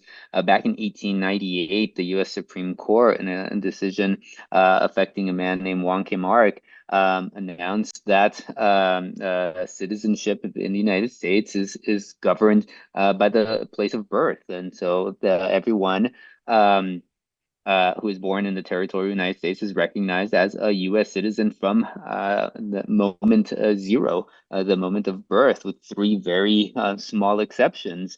One for the children of foreign ambassadors stationed in the United States.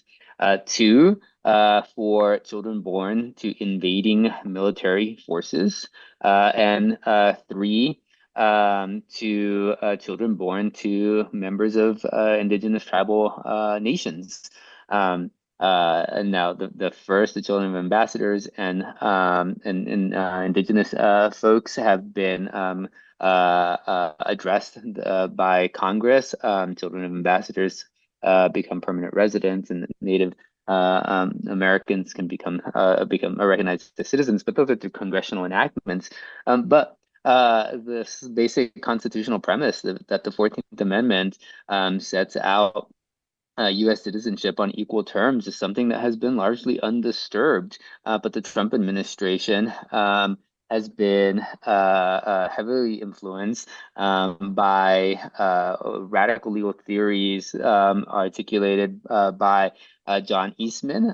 John Eastman was previously a law professor at Chapman University in California. More recently became quite prominent as one of the voices whispering into President Trump's ear about how to dispute the election that he lost. But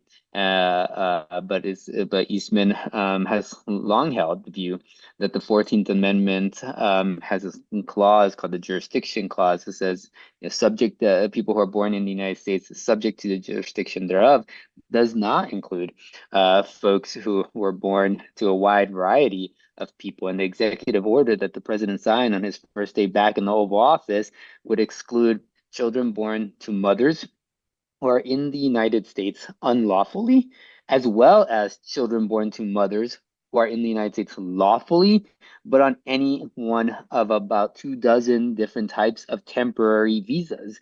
Now, just for point of reference, in 2023, the Department of Homeland Security reports that people were admitted into the United States on one of these dozens of temporary visas on over 130 million different occasions. It's not far-fetched to imagine that some of them had babies. And we're talking about students. I'm a university professor, as are you, Aaron. We have students from all over the world who come to the United States to begin their educational careers on these student visas. We have colleagues who are faculty members who come to the United States on temporary visas, because temporary, sometimes it means going to Disneyland on vacation for a couple of weeks. Lots of times it means starting your professional career or coming here to do some kind of long-term employment situation that is nonetheless formally declared to be temporary by immigration law. But in reality, life is happening in those moments, and those are exactly the kinds of folks who the executive order seeks to target, although, as I said earlier, it's currently on hold. Thank you for that that view. We only have about 5 minutes, but I'd like to finish tying this conversation to the Democracy Summit. Ask you sort of an open-ended macro big picture question, which is why do we see far-right movements and leaders particularly focused on immigrants and immigration? And in what ways does this connection between immigration and the far right threaten democracy? We'll go back in the same reverse order. Cesar, if you want to take a minute or two and reflect on that, that would be really useful. Yeah, I think there's something remarkably remarkably powerful about the kind of quick decision making and quick implementing from a messianic figure. You know, the president in his inaugural address referred to his having survived two assassination attempts as being protected. He basically described himself as having been protected by God and sent to save the United States. That's a messianic figure that holds a powerful allure to many people, and as a result, you know, the part of that ethos is you have to be protected from someone and something, right? And migrants are easy to demonize. It's easy to cast folks who as dangerous when they look different from what you're comfortable, when they sound different from what you're comfortable with. And the reality, of course, is that is the lifeblood of the United States today, just as it has been for generations. And you know, we stand at this crossroads where we need to decide whether the influx that migrants and migration have always provided to the vitality, the cultural and economic and political vitality of this imperfect political community is something that we want to continue to benefit from. And in the short term, it does mean that I think we're going to hear more attempts to go after folks who are a whole lot like us. When we're talking about birthright citizenship, we're not talking about targeting newcomers. We're talking about targeting those of us who were born and raised in this country, and our parents who were born and raised in this country, and that's not an easy task to accomplish, nor is it something that we ought to overlook and say, well, it doesn't touch me this time, because if they're successful in overturning over 100 years of untouched citizenship law, there's no reason for them to stop with round one. Yael, I'd like to hear if you have any thoughts on this. Yeah, I mean, I agree with Cesar about using sort of anti-immigrant sentiment as a way to actually bridge the distance between people like President Trump, who have nothing in common with most Americans, by saying what we have in common is this like kind of nationalism that he defines, and then confuses people about who they have things in common with and what they have in common with them, right? So actually, who most Americans have more in common with them are the immigrant workers and there's kids in their school, like the children that their kids grow up with, the immigrant children in their schools, like that. Those are the people you have more in common with, your neighbors. But it's like drawing that distinction and making people who are actually quite different from you seem similar, and people who are similar to you quite different. And then it's the resentment, and it's making anti-immigrant sentiment the answer to every problem that everybody has. And what that also does is something that Rebecca said earlier, which is that it breeds a sort of compliance and a fear about challenging the policies that are being put forward, because they're portrayed as in your best interest because they're against immigrants and that's going to solve all your problems. And also there's this climate of fear because, as Cesar said, like you start with saying that you're going to deport immigrants who say things that are un-American, but that frequently like turns over to like a much wider roundup of anybody who like I think the Justice Department just put out a memo that said that anybody who basically like supports sanctuary, any American who supports sanctuary policies are now targets of the Justice Department. Like that's that's something else. And I just think one thing about the situation abroad, which is that, our State Department has now made anti-immigrant policy its main priority, and what that says about like what we'll overlook in terms of human rights abuse abroad and our definition of what's abusive abroad. I mean, we'll overlook all kinds of other things so long and have deals with dictators just so long as they help us keep immigrants out. Can I add Rebecca, one minute? yeah, please. And just adding, it's really easy to, blame again, as I mentioned, right, and other, but it's also not to discount that like people are right feeling real struggles. But as many have noted, right, it's not immigrants that have led to like stagnating wages, right, and income inequality. It's political decisions. It's the billionaires he's on the stage with, right, and so it's really easy to deflect from our own kind of politicians' political choices, right, to an other right group of people. And I'll just add, the concerns for democracy are not only like these kind of orders which attempt to defy the Constitution, right, establish international and domestic law, right, take away due process, but also I think, not just abroad, and I think that's an important point, but also expand what we're willing to accept domestically, not just immigrants, but everyday citizens. And Yael mentioned, right, this kind of expansive use of the military, right, and what should be domestic or civil law enforcement. And that's really problematic for, the possible extension of that. We've seen instances of that, of emergencies declared, for example, for natural disasters, right, or with Standing Rock. And so that's also concerning that, the kind of powers to invoke this kind of invasion sort of rhetoric. It's not only really dehumanizing, but what it means for kind of our basic rights in a democracy more broadly. Thank you so much, and thank you to all three of you. This has been really informative and provocative, and I really appreciate your contributions. We stuck to a half an hour with a few seconds over, but I'll turn it back to our MCs and we'll move on with our day. All right. The Dream Trio is back. We're glad to have you back with us, Fritz. And Good to be back. I'd love to kick off with a question to you, Fritz. So we've crisscrossed the world over the course of today. What's a theme on the international democracy front and on the domestic democracy front? Perhaps one of each that stood out to you. Well, first of all, incredibly rich day. We have crisscrossed the world. We've touched on an extraordinary number of themes, which will continue tomorrow. A couple of things stood out for me. In a way, they're both domestic and international. I don't even know if we can separate them. One, just constantly in panel discussion after discussion, the centrality of information, the media, the ways in which people form their views about what is happening in the world. Obviously, most directly on the panel on disinformation, but every panel, every conversation, whether it was with Ann Applebaum or the conversation about the Ukraine or about Latin America, on and on, always seem to come back to the challenge we face of informing publics. And if not direct disinformation, the phenomenon that we live in different media ecosystems, we live in bubbles, that we don't share the same set of facts, and that this is somehow fundamental to what we're facing across the globe. So that's one thing I think is central. And we'll pick up on that theme, I know, tomorrow, and including some of the positive things that are happening, I think, here in Colorado.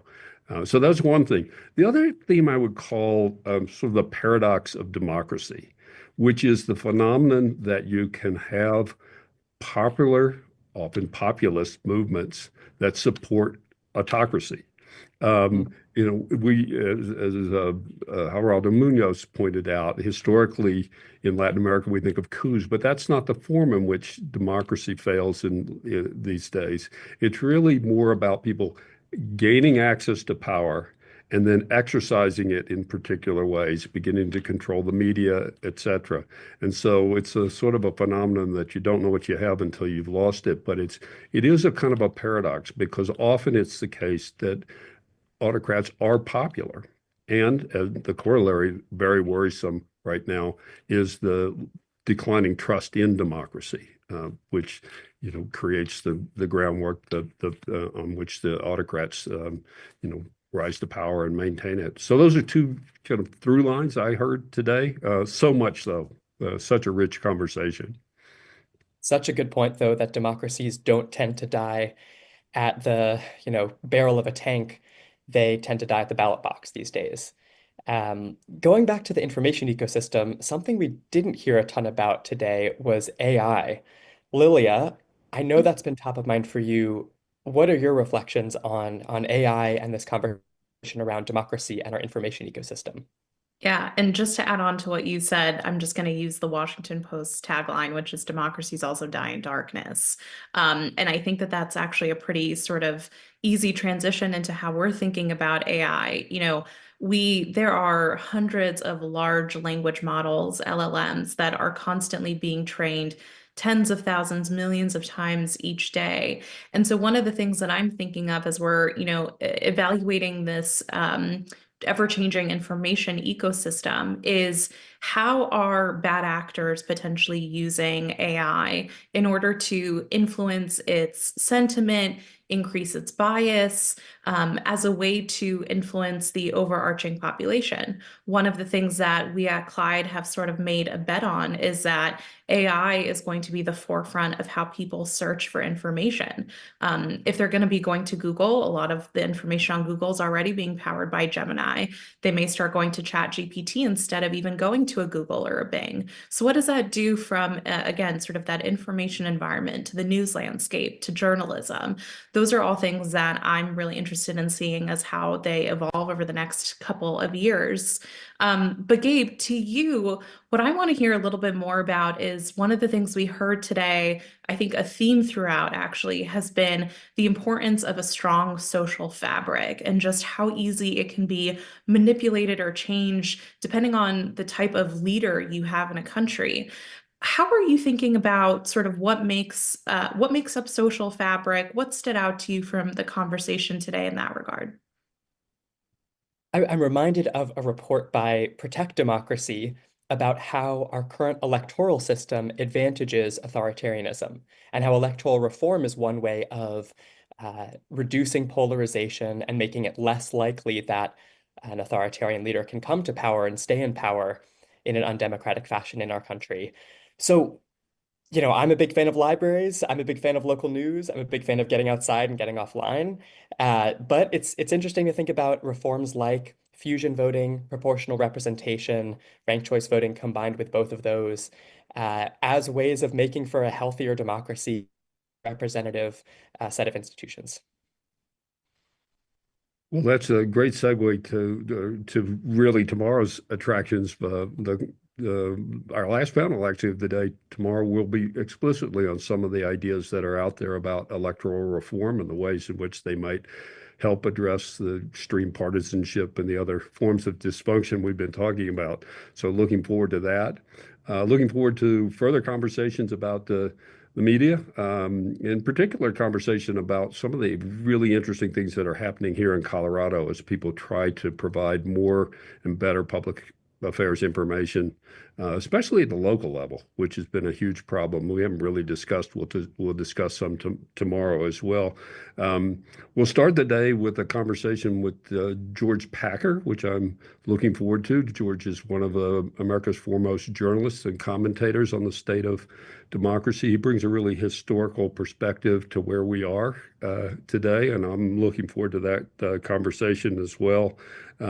Great conversation with the Attorney General, a program with the Attorney General of Colorado, who's been working hard on how we bridge divides. How do we talk to each other, which of course is a huge issue.